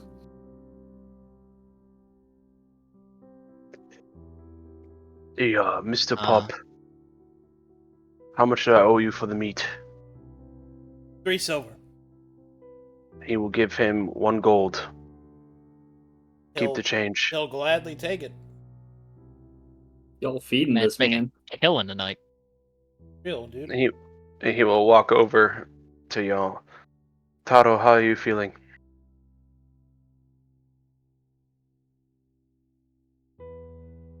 Oh shit! Did not mean to hit that button. What the fuck do you want? I'm checking on you. How are you feeling? Has the ale overtaken you yet? Why do you care? I think that's pretty obvious why I care. You're still my brother. No. I think he gave up that right to call me that. And he'll like poke his finger in his chest. So why don't you just back off?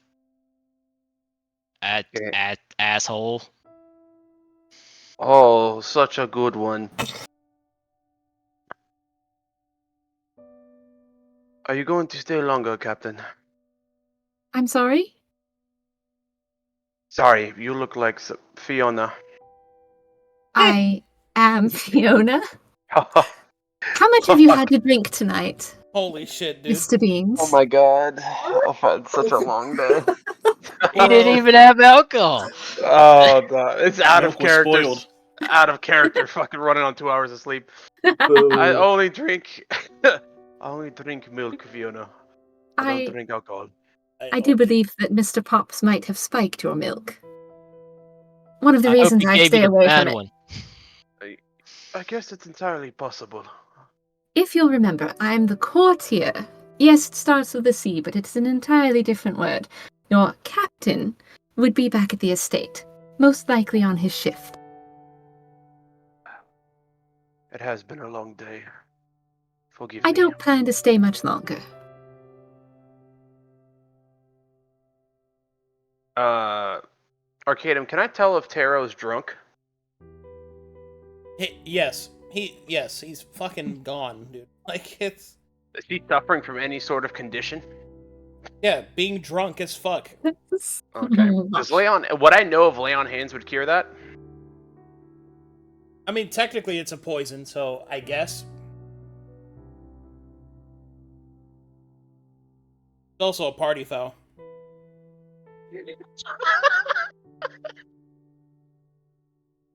He knows that. But he doesn't care. You know. Are you going to stay late, Taro? Again, why do you fucking care? Oh my god. You know why? We have work in the morning. Okay, and what does that have to do with me with being here tonight?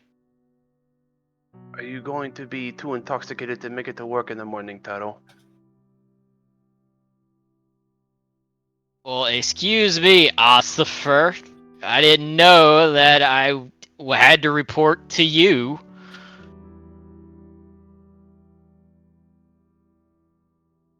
I'll be fine. Just go talk to your crows or whatever. I do plan to do that. By the way, I don't fuck the crows. I don't know where you got that from. I but don't give a shit what you do with the crows. That's your business. It is indeed my business. And as he will walk off, he will pat him on the back and lay on hands and walk the fuck off.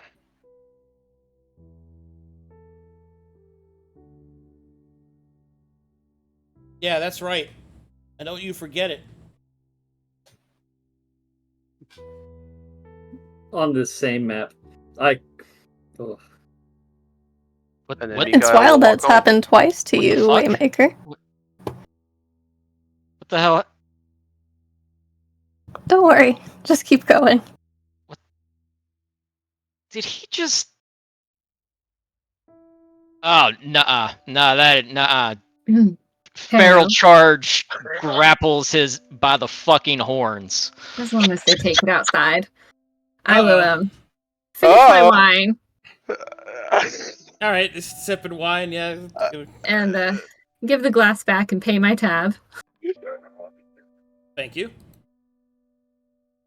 How much was it? Like, it's already paid for. Gideon Great. or Gideon paid Taro for it. paid like 200 million gold. Right. And she'll this just is walk this isn't a out. save. This is just an opposed check. Okay. Roll. Come on now. Hey, you failed. Mikael will shake you off. I'm going home, Taro. Why the fuck would you do that? Because you are representing Lord Panko. You don't need to be intoxicated in the town. But you're only thinking of yourself right now. Oh, that's rich coming from you. Whatever. Goes back inside. Now I have to drink so much more.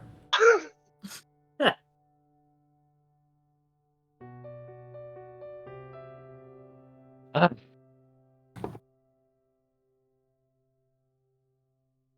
are you, Mr. Pops?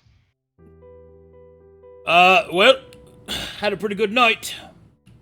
Speaking of which, shouldn't you be off? Well, normally I would be, but somebody decided to do an asshole thing. So now I'm gonna have at least one more drink before I go. All right, there you go. I'll pour you ale. Last call, though. I've got to close up. That's understandable. Oh my gosh, we're halflings. Halfling.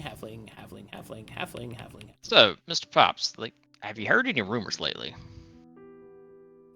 What? What kind of a thing is that to ask someone?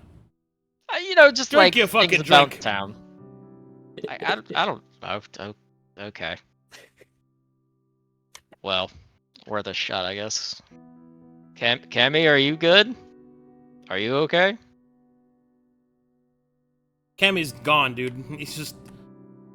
he's Oh, no. on The top man of a is stool. dead.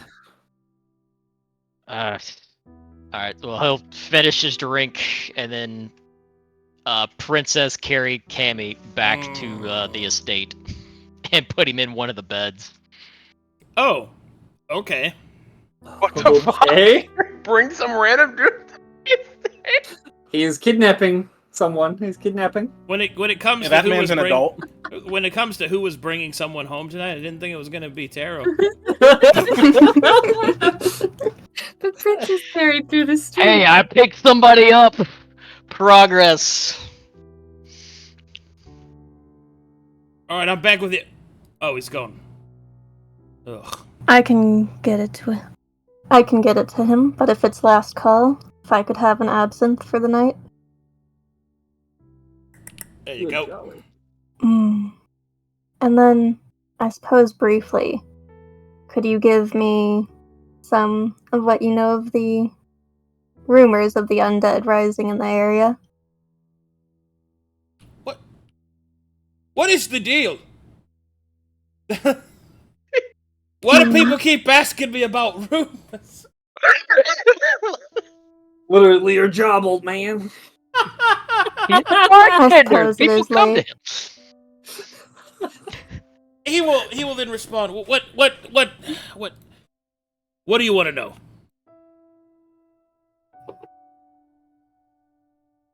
Well, You're a how practitioner, they may be aren't you? different from what's in the Razor Cliff and such, and if they have been encroaching upon town.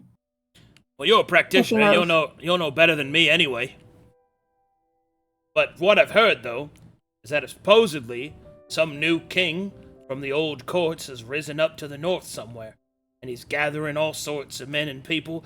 I've heard all sorts of people come through here saying they've seen old banners of the old king of Alderfife risen up. I've heard all kinds of rumors in regards to his patrols being spotted out on the roads, but the thing about it is, nothing definitive's really come out. I haven't had any body of any authority actually say anything. It's always just farmers or travelers or merchants. Yes, that was my concern as well. Thank you very much, sir. You're welcome. Oh, actually, there is one thing. Now, I don't know how much this is, but supposedly there's been a lot of lights that have been spotted on the eastern side of the lake. Now, I don't know if that's anything, but there ain't supposed to be nobody living out there. Some people have said that the lights take on a strange blue color. Maybe that'll help you. Thank you, sir, and please keep an eye out while we are looking into this matter. Sure thing, practitioner. Yep. Yoink. Wait, Mr. Pops, have you heard of the High Elves? Dude, fucking... Have you heard any rumors lately? You don't actually say that to people. I say that to people all the time. No, you fucking don't. They're always super confused. I don't know what to tell you. Have you heard any rumors lately? It was a genuine question. I swear my dad used to ask me all the time growing up. He'd just be like, son, what do you know? It was basically the same question. What do you know? I don't know. What do you know? I just come up with something every time. Tell me your secrets, Grass. Yes. As we're making our way back to the house, I am pulling out the snacks that Mrs. Cutter made for us. Oh shit, road snacks? Road snacks. Sometimes when we touch, What a fucking halfling. the honesty is too much. Sorry. Yes. I wanna know what love is! Okay, anyway. Want you to show me. So we start to exchange cookies. Yes, cookies. Nom, nom, nom, nom, nom. Oh, these are delightful. Yes, they are very good. I was legitimately surprised when Mrs. Cutter handed me them. She seemed to be very excited that we were going on a date. I was worried that we wouldn't get to dinner. Or supper. Well. There's always... Well, it is kind of late. Suppose we could go for a late night snack. Beyond this one. My favorite. Yes. Nothing like secret snacks with someone that you're smitten with. Smitten secret snacks. Smitten secret snacks.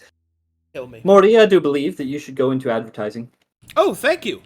You're a natural. My mom says I'm the handsomest boy at school.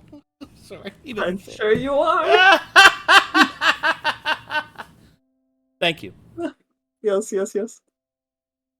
You know, when you inevitably give your father his hat back, you should get one yourself, just like that. This hat suits you better than your usual one. Really? You think so? I do. I think it's the feathers. Oh my goodness. Well, if you like it, then yeah, definitely. He'll Very adjust his little bow tie. Hmm. Would you like to eat our snacks looking out over the lake? I know a good spot by the docks. It's clean, doesn't smell bad, and there's just some wonderful magnolia trees nearby. No They're really ticks there, beautiful. are there? Oh no, don't worry. Those are only if you go in the lake. Haha. I see. I know. I'll walk with you All right. to the Yeah, dock. let's go to the lake. And it's not that far. It's just a dock overlooking the lake. It's a nice spot where he kind of just nibbles some cookies and chats you up a little bit. Yep. Chatting up. And then he'll say, so you said you had brothers. Where's your family from? You're not gonna believe this. It's the strangest. The Pale City, actually. The Pale City? The big PC? Well, the outskirts. That's a lie. Oh, I should probably say that's probably deceive on that. Yes. well, the outskirts is still the city. I suppose it is. Yeah. What does your family do? Tradesmen, Oh. maybe? This and that. Some of them are in the guard, and others they do all sorts of things. Very, very eclectic, you know. They travel a lot, actually.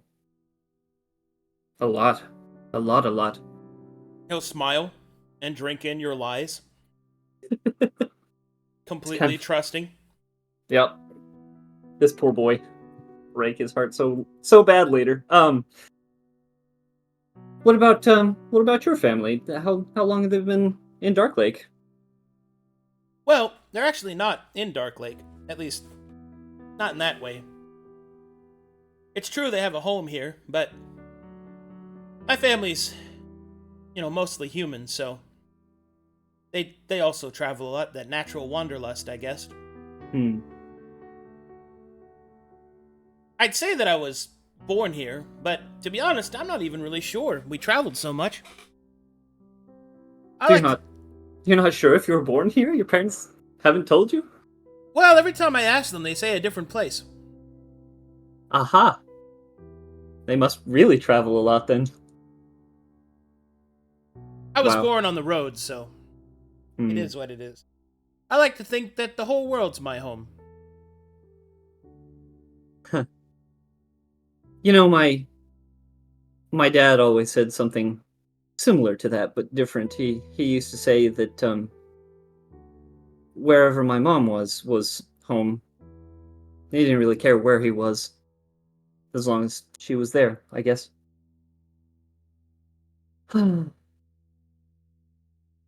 Big sigh. Well, one thing I could say is I consider myself super lucky to be here with you, so I'm really grateful. Oh my god. I am too, Mortimer, actually. When I started this conversation, when I asked you out, when I was very forward, and I apologize belatedly for that. I'm glad we did it, and I was very nervous, and I was sure that it would just be like last time, I guess. And it hasn't been. This has been a pleasure. This has been a lot of fun. And I hope we'll go on another one. I'm sorry, I'm stammering at this point. I suppose I should say I have been impressed and thoroughly surprised, even.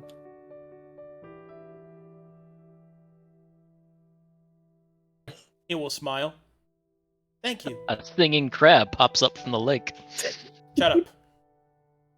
Don't. God damn it. There you see her sitting there across the way. She don't got a lot to say, but there's something. Die. Okay. Anyway, he will continue and say, well, today was probably one of my favorite days. and I'm looking forward more to come. Your favorite days? Wow. Of course. But it is getting late. You have work in the morning. I'll get you home. I actually hate that it's late. It feels like the night went by so quickly. Oh god, please. It's just... Oh, it's so good. Please. I should go home, you're right. Yes, let's do that. I'll take you home. Okay. No, you didn't check for the lights. No. I didn't see anything. We're sitting here at the lake.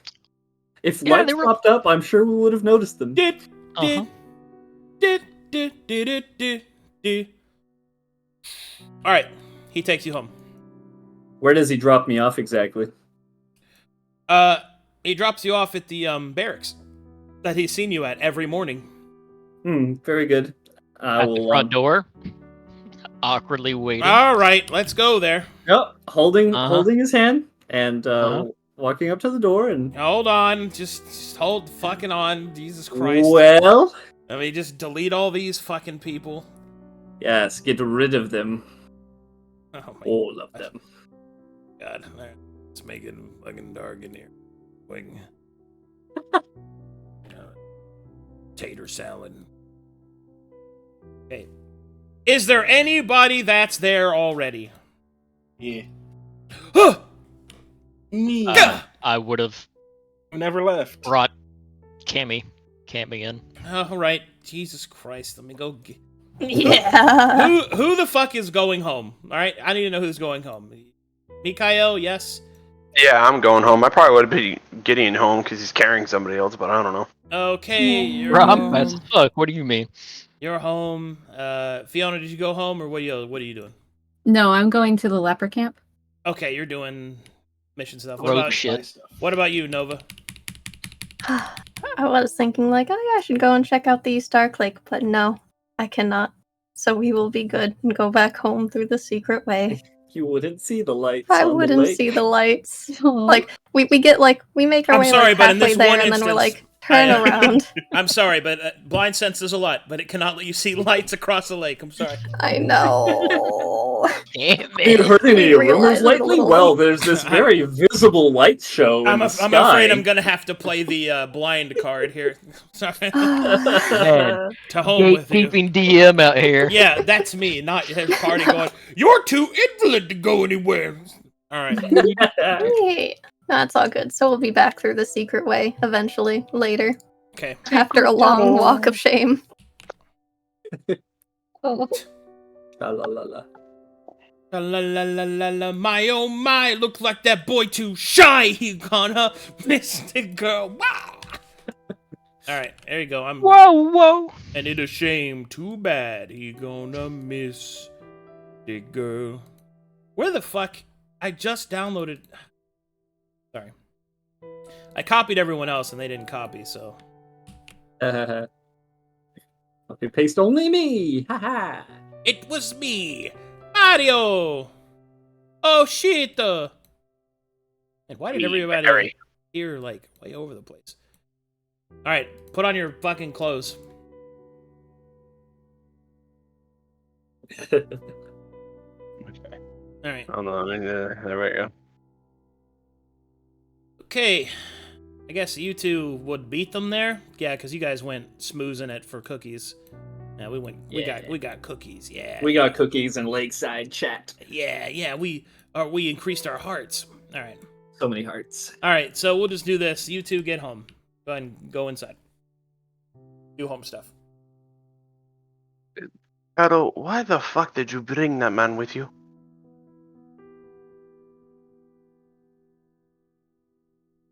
Okay, muted. Kate? You too, Hello? Kate. Oh, sorry. Well, that's... I didn't want to leave him alone at the bar. That's just irresponsible. But what if we need to have a discussion and he's here? He's drunk and blacked out. And if he ever recovers and wakes up, then what? Heal him. Okay, well, what the... We don't need to discuss anything. Like, Jesus. Or Mytheria Christ. That's the fucking... Who is Jesus? Taro, who is Jesus? By Mytheria's supple nipples! I don't know, who the fuck is this Farryn you keep preaching about? Who gives a shit? I'm not allowed to talk to you about that, so. Finally, something we can agree on. He will walk inside and check here. Not see Mythos. And then Hold on, Mythos, you hear... Okay.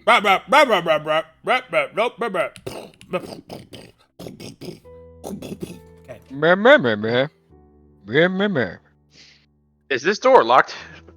Shadow? Yes. Yes. Yeah, yes. he locked it. He will knock on the door. Michael? One moment. He will go and unlock the door, not knowing that someone may or may not be bringing someone in that could see this secret door. But he unlocks it. It's not a secret door. Secret door. Yeah, You this open- one Are isn't you a shirtless secret right door. now? Huh. Is Michael, are you still shirtless? Oh, No. whoa. No, you put clothes back on? Alright. Yeah, it's been hours since then. Hey man, listen, I don't know how you get down. Show me your man buns. It's The on door top is of his head, unlocked what do you and mean? opened. Michael, just so you know, Gideon brought some drunkard from the bar here. What? Why? Yeah. Good fucking question. He said he didn't want to leave him here, so he brought some drunkard home with him. I have no... You might as well... Oh, whoopsies. Wrong button. I think you might need to go talk to him, because he's... Obviously, I can get through to him. Maybe you can, but... I don't brought think he him- needs to bring that guy here. Here to the barracks? Yes, he brought him in there. And you'll point over here. He's in there. Uh-oh. Okay. Mythos will walk in and say, Mr. Taro, Mr. Beans had told me that you have, and then he'll see him tucking in this man. Oh. I see. Yeah, slam her away. I don't mean to offend you, Mr. Taro, but are you sure this is a wise decision? He was a person in need, and we have plenty of beds. And this is a place of healing and recovery. Why would we not bring him here? This is true, but as you know, we need to keep things pretty tight around these parts. Would it not make more sense to see to one of the other sleeping quarters to have him situated? And if he is feeling ill in the morning, have them send him to Miss Nova for treatment? He says this assuming that there's other places people sleep in this place, not just here. I mean, there's this barracks. It's for What you. are there other barracks for other people? I mean, there are, but he also doesn't belong there. His ass upside on a tree, man. I do not understand what the big deal is. It's just so he can sleep it off and not on the floor of a tavern. He was a good person. Was. I was. As long as you Is. make sure to He's keep dead an eye now. on him. I killed him. Alcohol I poisoning. killed him. Taro got mad for the meat guy. Why do all my friends die? He got so mad to start stabbing this guy on the way. Then I only ask that you please keep an eye on him. Make sure your he turn. doesn't rummage through our materials. Knock. I wouldn't assume he would, but just in case, and also make sure he doesn't overhear anything if things need to be discussed. Well, just don't talk about anything. I don't see what the issue is. Well, there may not be one, but we don't know the severity of what the others may have found. They're not even here. Not yet. They may have something to discuss, they may not. Well, we'll discuss it when he leaves. This whole issue is moo. Wait, did you say moo? This issue is moo. Yeah. It doesn't matter. It's a cow's opinion. It's just moo. That's I not. think you mean moot, Mr. Taro. That's not. But That's not I will what leave it him in your hands. is. It's a cow's opinion. It's just moo. It doesn't matter. It's Meanwhile, outside, away from the yelling drunk man. obviously y'all don't watch Friends. All right. Mortimer will walk you up to your stairs, and then he will release you from his arm. Well, this was a magical night and a wonderful day. Thank you so much. It was very nice. Thank you for going out with me. That was good. Good night, Morty. Good night, Georgie. She'll kind of wave. Good night, Jim Bob. Good night, And Mama. then Good night, open the Chris. door. Really waits for a goodnight kiss, doesn't get it. Nova opens the door and it's like, welcome back. Thank you. Kissing on the first date? What is she, a Jezebel? Yeah, right? A Jezebel. Imagine. Mortimer will take off at maximum speed. as Jenny comes rushing in, Mythos will just... One moment, Miss Georgie. Oh. Oh Yes. my! You just quick changed in front of him. Okay. Yeah.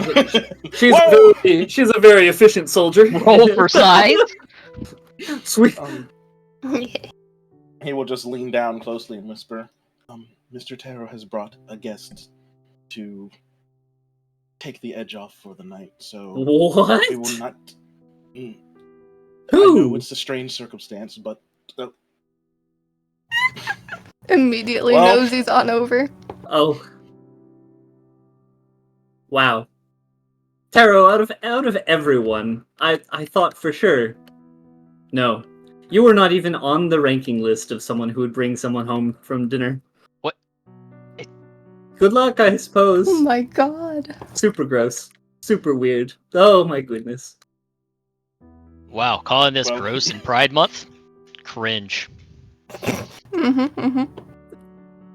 Ginny is like as straight cis as an arrow. I'm sorry if that is offensive, Mr. Taro. Only the Oh, it's cis not people in I'm, absolutes, that's- Ginny. In absolutes. Oh, you're gonna sleep in a different bed from him. I Keeping guess it an eye is on him. completely meaningless to you after all. Big grin. Yeah, you have Mythos comes to out with a snuggle with soft him sigh. so then you know if he's vomiting, you Taro. It's the only way to be sure. I'm not the nurse in this Oh my goodness. barracks. I'm gonna That have to- applies to someone else. I'm gonna have to give them some privacy. No. What's wrong? Yes. Mr. Taro has brought home a date. Oh, that's really cute. Knows he's on over. More Mr. people to bug him. Mr. Michael, do you suppose that he is taken by my initiative to have a mission date? A mission date. I know I have gathered a number of potential useful intel and ins to a variety of future mission dates. I mean, it is a possibility. I was just surprised that he would bring someone here. But I digress. I guess it would be best for us to just get ready for the night. I don't think we will be having any discussions this evening. Miss Fiona had told me that she will be out for the night and will not be returning, probably until morning. So, and he'll look towards the door. With an unintended guest, I don't think we should discuss matters unless there is something urgent that must be brought up in the immediate. Agreed. Well, I suppose if Fiona isn't around, Yes, I will be sure that to keep leaves an eye on me in charge, of course. About that. That leaves me in charge. He won't say anything. He will just let out a soft sigh. Do not worry about Mr. Taro's guest. I will be sure to keep an eye on him for the night. You and the others should get your rest. And I will post up on watch duty. I only need 1 hour of sleep. Oh, she's staring at him. As you come by, and Nova is like poking at him, seeing how drunk he may very well be. He just needs some Texas toast with some eggs. He'll be fine. What's a Texas? Some hell to 5 toast. No. He needs Sapphira toast. He needs the cool, refreshing taste of an LP Curio. I mean, if that's all he needs, I got him covered. He's just However, drunk and he needs to sleep it off. That's it. Very good. Well, to avoid any unfortunate incidents, we'll be borrowing that sword and such. Yoink, yoink. Some earwax in his ears if y'all are worried about him overhearing shit. Good lord. There we go. You'll hold on to these. I need to get some rest. Very well. I will keep his belongings. And keep You'll be watch of his fine. belongings. I'll just Feel free. put them here. No one's using it. And Feel free to wake me up if his condition worsens. Good night, Georgie. Good night, Billy May. Good night, Mama. Good night, Jimmy Bob. Sorry. I fucking love that. Good night, pile of broken wood. Crickle, crackle, crickle. Alright.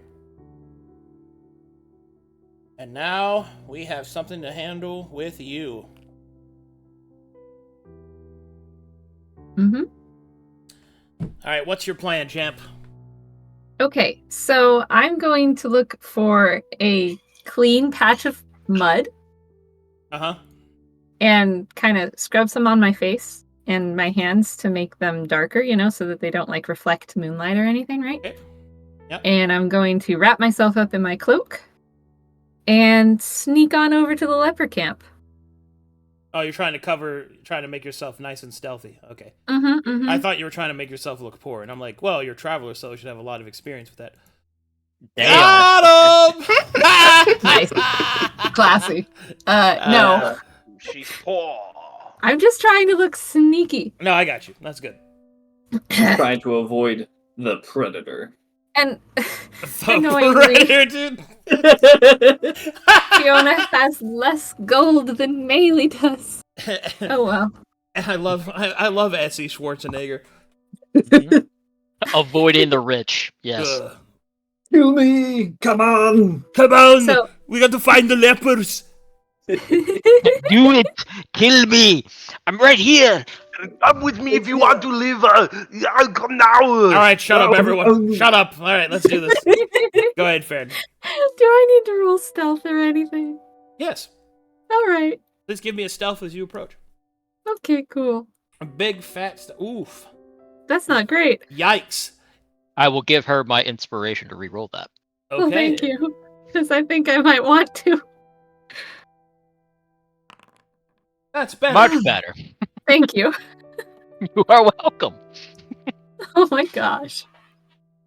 Alright. What would you like to do? Map is Okay. active. Hold on, let me change these tunes. Change it to something like Mission Impossible theme. let's get a little spooky. Bum bum bum bum bum bum bum bum. Yeah, if I wouldn't get instantly muted and then I know. It's the best though. Alright. Alright.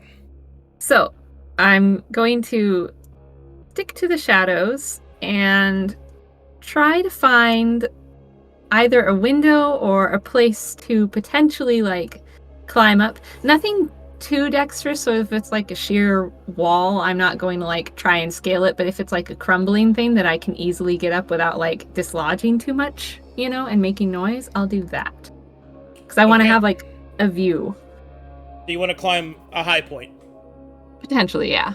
All right. You could probably climb this. Okay. I'll move Cool. you to it. Oh, okay. Oop. Huh, huh, ha, huh. Combat roll. Ha, huh, huh, huh.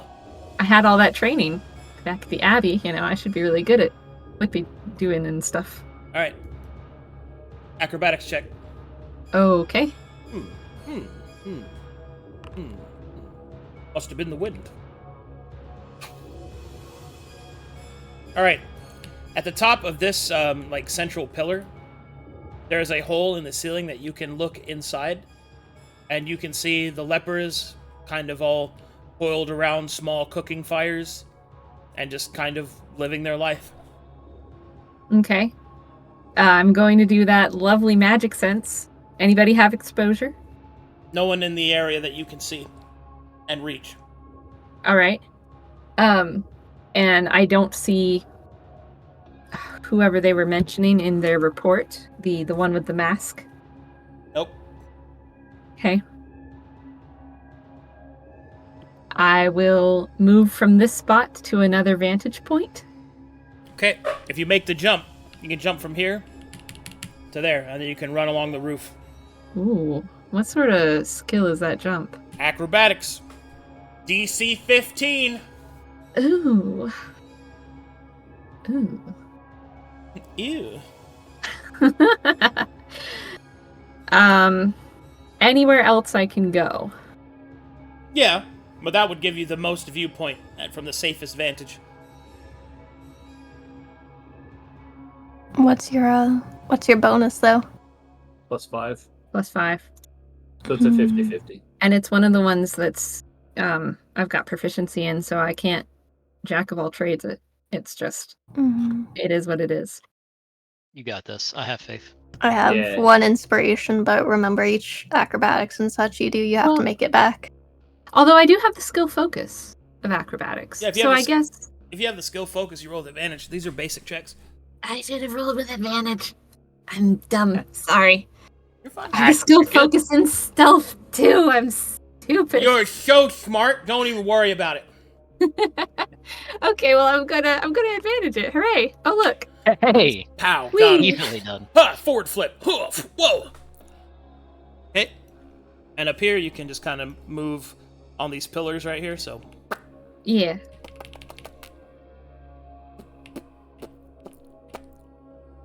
Okay. Pause. Look around. What's going on?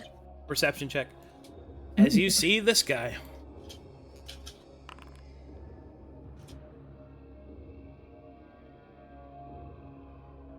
Okay, when you get to this point, you can see that this individual is digging into the back of this one. Huh. Okay. On closer look, you can also detect that there is plenty of magic here. You can see that the inside of this person is hollow. That this person on the left is making adjustments to something inside of the person on the right.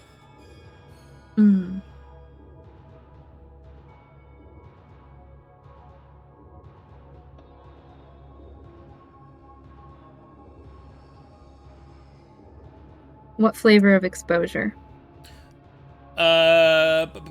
Axiomatic. Which is law. Okay. I was told that the one with the golden mask was definitely dead because it slipped in front of Nova. That certainly seems to be the case, as it is being dug in the middle of. Yes. Most likely some kind of puppet.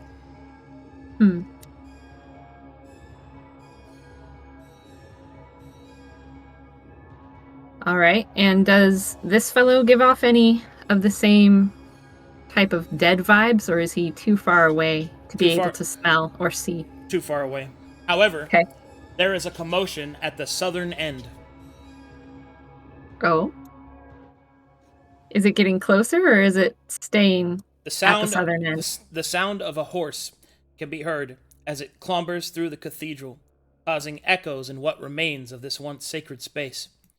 The horse is set to the side and departs as something approaches these two. As the footsteps get louder, you can see that the strange leper pretty much hides the body here, or at least tosses it to the side, and then prepares themselves for whomever is approaching. Okay, Farryn is going to flatten herself on the roof and, not try to make any sort of shadow.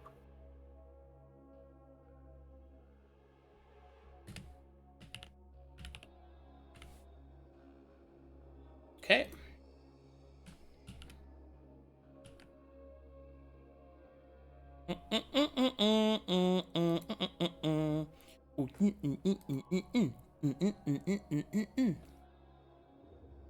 Just a second.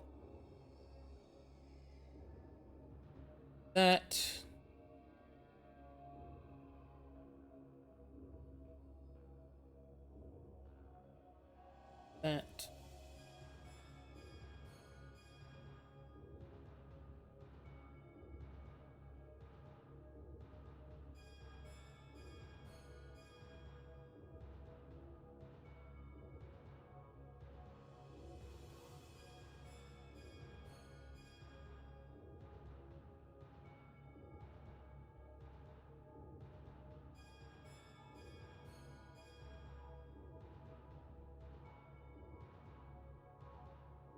holds up finger. 1 second, please. Double checking something. Okay. Making sure everything's proper before we get started.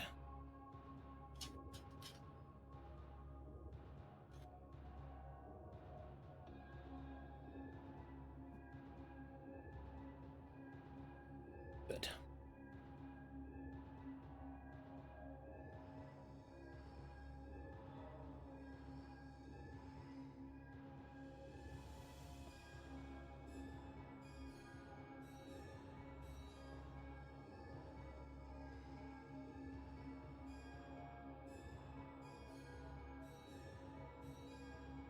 All right.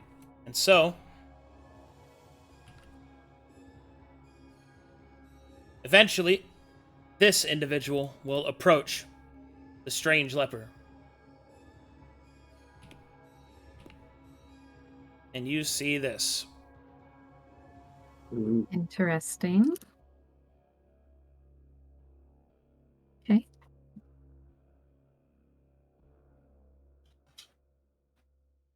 My lord, it is a pleasure to make your acquaintance. Keep the pleasure... Oh, hold on. Fuck.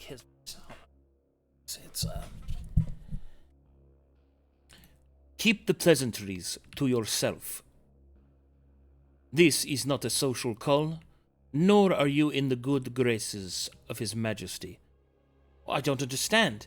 How am I... You were promised to us to be able to provide certain accommodations. You have yet to even produce a singular puppet that we might be able to employ. It is true that my preliminary aspirations may have been inaccurate. They are more than inaccurate. I have been sent to personally oversee your project, and should you fail to produce a single usable puppet by the end of this month, I am to take your head back to His Majesty. Come now, surely such a thing is not... Surely such an extreme measure... It is the only way, Hold, that you'll be able to hold up your end of the bargain, either by producing a puppet, or by becoming one yourself. Perhaps as a risen, you might be able to find your service more amenable. No, sir, please, I just need more time, and more time you have been given. Until the end of the month. At the festival. You have until then. Please, sir, might I beg some assistance? Assistance? Has not the resources that His Majesty has spent on you already sufficient? Did we not convince these practitioners to allow these lepers to be here? Yeah, I understand, my lord, but The work just... I don't know where my brother left off. Your brother. The incestuous noble that had lost his place. Or perhaps he referred to the blood mages.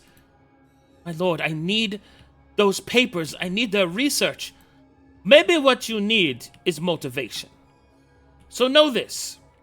Each day that I come here, and you have not made any progress, I shall take a piece of you. And at the end of the month, perhaps you will beg me for death. My lord, please, be reasonable. Reasonable? Let us be very clear, Aviana Hold. Were it up to me, I would see your head on a silver platter before His Majesty.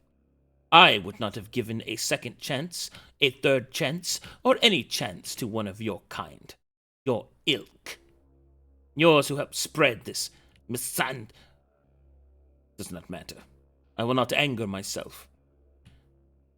You will complete your work, or you will die. It is as simple as that. I will return, and I will return at times you do not expect. I suggest you are ready. And he will stomp down the stairs onto his horse, and he will disappear from sight. You will then see Aviana Hold grab the corpse, move over to this table, and begin to work on it with a sort of intense, almost vicious fervency. What do you do? Okay. What did any of the other lepers around, how did they react? Like, what did they do? They pretended like it wasn't happening. They did not make eye contact. Okay, so Scary Guy commands a lot of presence. Scary Guy's name was never said, though. As far as I remember. And,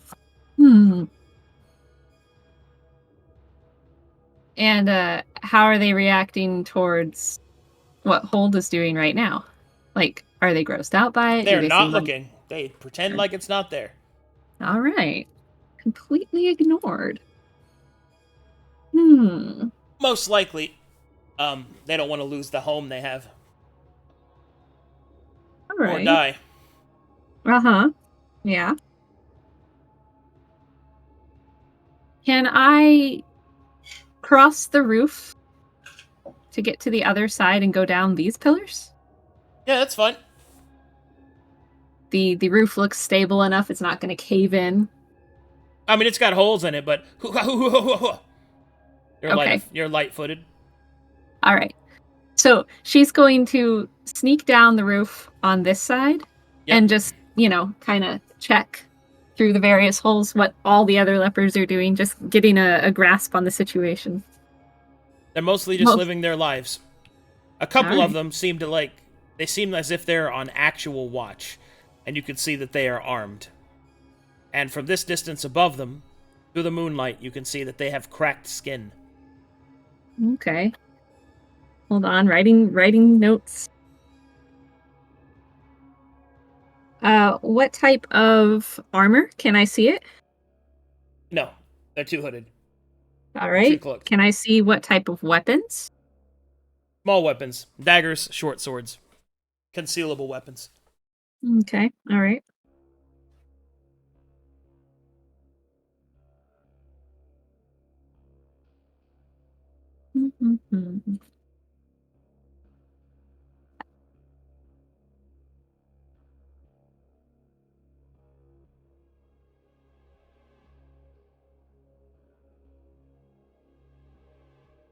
All right. Any flavors of exposure on this side? No. As I walk over their heads? Alrighty. Some of them, yes. You detect axiomatic exposure. More axiomatic. Okay. Can I tell specifically which ones, or just in general? It wafts up to me. In general, there's a couple of them in there. Okay. But it's hard to tell. They're pretty well hidden amongst the lepers.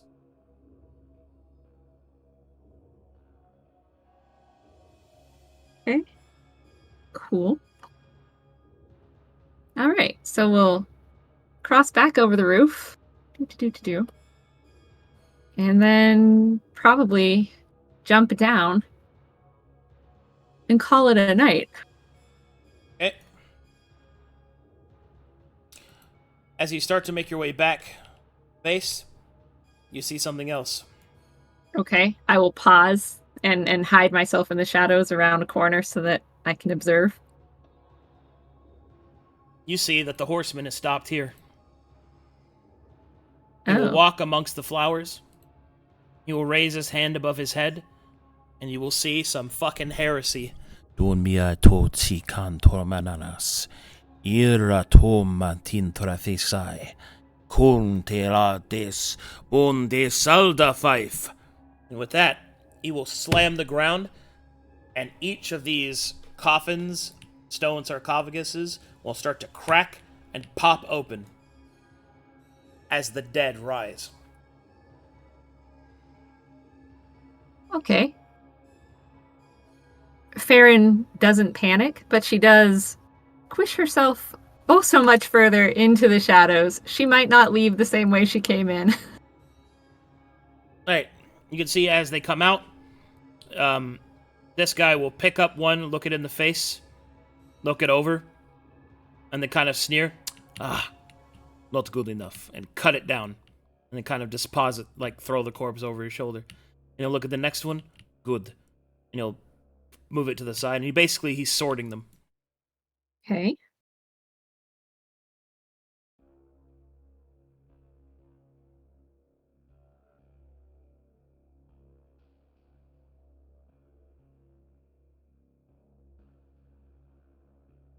What do? You watching? I would.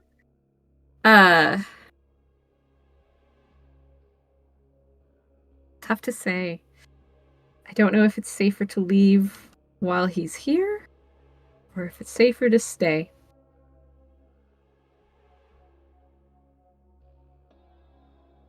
I think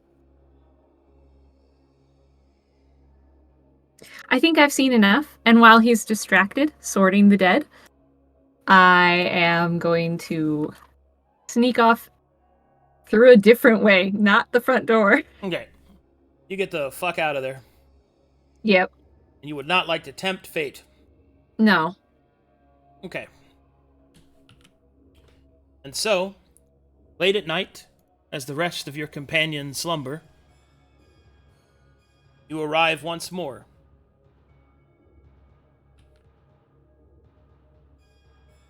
Back at home.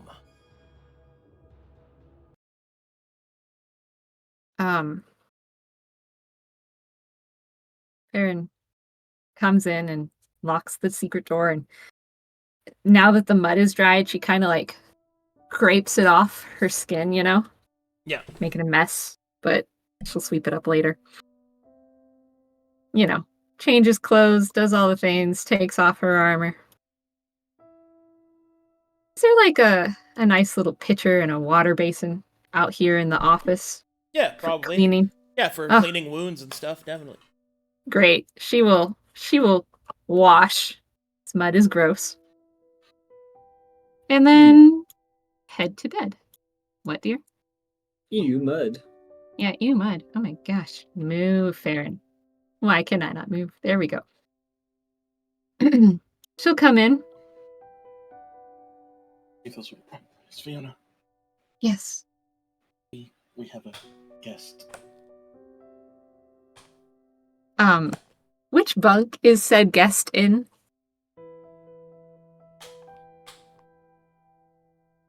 Aped. Where'd you put him, top or bottom? Top or bottom? He's in the bottom.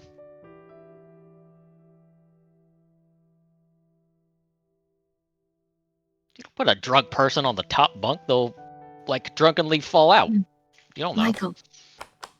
Wait, did you put him in Captain's my bunk? Bunk. I mean, admittedly I sleep on the top. There is a halfling sharing my space. He kind of burps, slamming. He was a drunken patron of the tavern that Mr. Taro was at. Yes, I Mr. know. Taro didn't see His fit to big leave him. He fat brought him halfling here. foot will kind of flop out from underneath the covers as he scratches it loudly. Ugh. He crawled question- out from under a table and asked me where his legs were, and then tried to share a seat with me. I know perfectly well how inebriated he was. Well, Mr. Taro saw fit to bring him here. I asked him if he could not see to him to somewhere else, but he insisted. We have a bunk for the ill in the main office.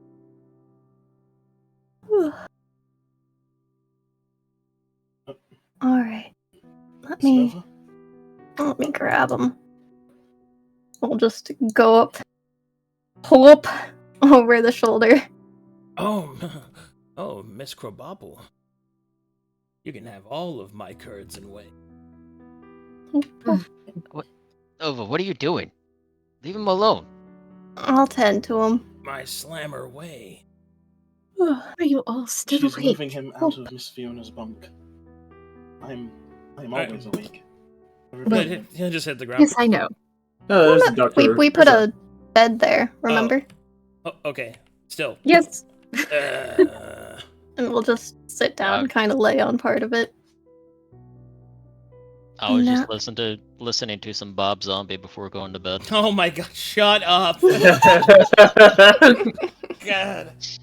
I was just Their listening classic to song Bacula, you know? I was just listening to Reginald Undead. Farryn will ball up the sheets that the halfling was using and deposit them somewhere on the floor for laundering. I will keep an eye on him through the night. I am sorry to leave you to it, but I probably ought to rest, especially after what I've seen. I'll just nod. Oh, what'd you see? We can talk about that tomorrow once your companion is up and out. I mean, he's not even in the room. There are ruffians about this late at night, Taro. And I had to walk home alone. What do you think I saw? Well, I mean, you just said ruffians, so I would assume ruffians. Very good, then. Have a good night. But please, if you bring home other guests, perhaps on the bunk in the office, or perhaps not at all. I don't know how Lord Ponko feels about this. Why is everybody making such a big deal about this? I made a friend, and I didn't want to leave him alone by himself on the floor of a tavern. So, Understandable, and I believe I'm Mytheria's light. I brought her here because that's what she would have wanted, was kindness for people. What is the issue with helping people? That's not the issue. The issue is that we are not the lord of the estate. The issue is it's not our property to give away or to offer up in the time of need. I didn't give him the barracks. I just laid him in the bed for the night. He was going to get up and then leave in the morning. Wonderful. I'm sure you'll take care of him.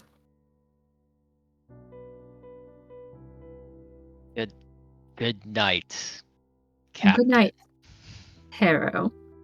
Good night. Rolls over again. Good night, Georgiana. Good night, Jim Bob. So loud. Just start shouting in the bunk next to mine. Well, it's loud because you keep eating cookies in your bed. I can have cookies in bed if I want to. You leave Yeah, but you're not sharing. You're just jealous that you don't have any. I'm a grown woman. I can eat cookies in bed if I want. I can do it. Farryn shudders. Halflings are so disgusting. There will be crumbs in the linens. I'll eat those too. Ugh. Good I'll night. lick it up. I'll lick it up. Eat the ants too. All right. Does everyone go to sleep? Yes, please. Okay. And so No, I get out and go to the leper camp. Yeah. and so everyone goes to sleep. Unless okay. Oh yeah. She's petting a halfling. Mm-hmm. She needs to remember how it feels. It's been so It's long. true. Mm-hmm. Oh my god. It's so long since I've All right. petted a male halfling. All right, before that gets weird, I'm just gonna go ahead and call the session right there. Oh, All right, I'm just gonna sidestep that. No, thank you, not today. It has not been 3 hours already. Come Yeah, on. it has. It actually has. Fuck. Can't catch me, gay thoughts. But our extension Arcadum. Oh, That's true. the fun just makes it go by so quick. That's just the way it is. But our extension. If you have ideas on what you want to do. There's so many things we need to do. What do you mean? Yeah, there are so many things we could use an extension for. Like, you know what's on the other side of the lake? Why is that man raising the undead? I could go Find on a out second. next time on Because- some other people Dragon watching Ball this. Z. Well, first Bye-bye. fan art, I guess. Since we're Ooh, being gatekept on our extension. Oh my goodness. we didn't announce it beforehand. We should plan for that. Mm-hmm, mm-hmm. Man, I was hoping I was going to get to see Polk Praisman in the tavern. I was hoping I was going to.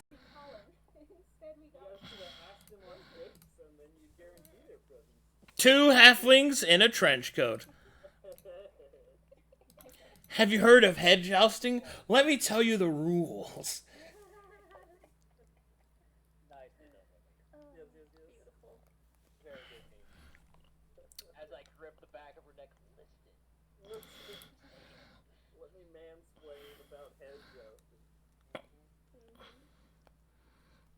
Alrighty, guys. Good game, everybody. Good sesh. I don't know what we're gonna do with community night tonight. I'm gonna figure it out. I'll see you guys then. Bye, everybody.